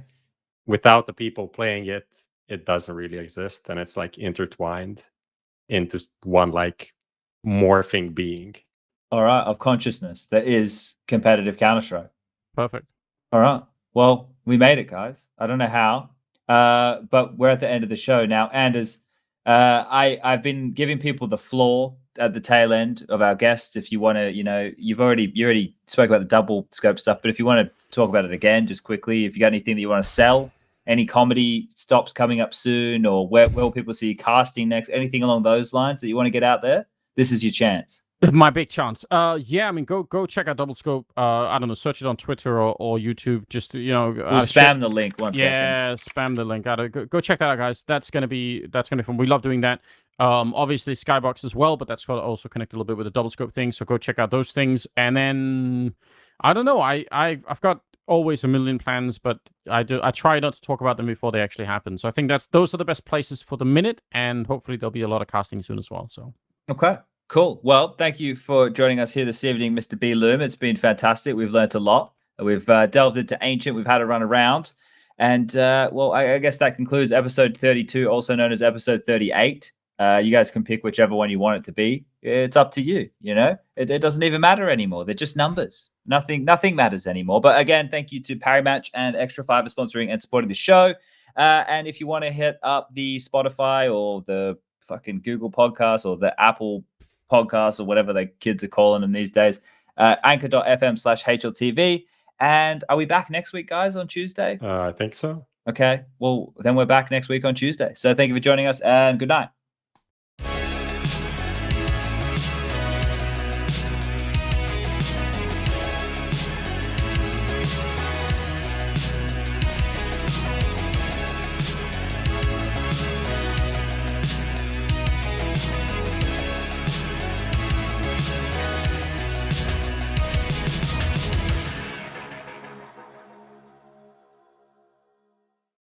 Add some fun to your space with Xtrfy, designed in Sweden with focus on quality products built on experience. You're looking at Project 4, their 4th generation of products with super cool colorways to stand out, with matching sets to satisfy with a solid B4 bungee, lightweight ergonomic M4 mouse, the K4 keyboard is fantastic, all of which are performance focused, and finish it off with colorful GP4 mouse mats that are bold in design and smooth on the surface. The retro theme in particular has got the feels. Complete your setup with Xtrfy. No regrets, guaranteed.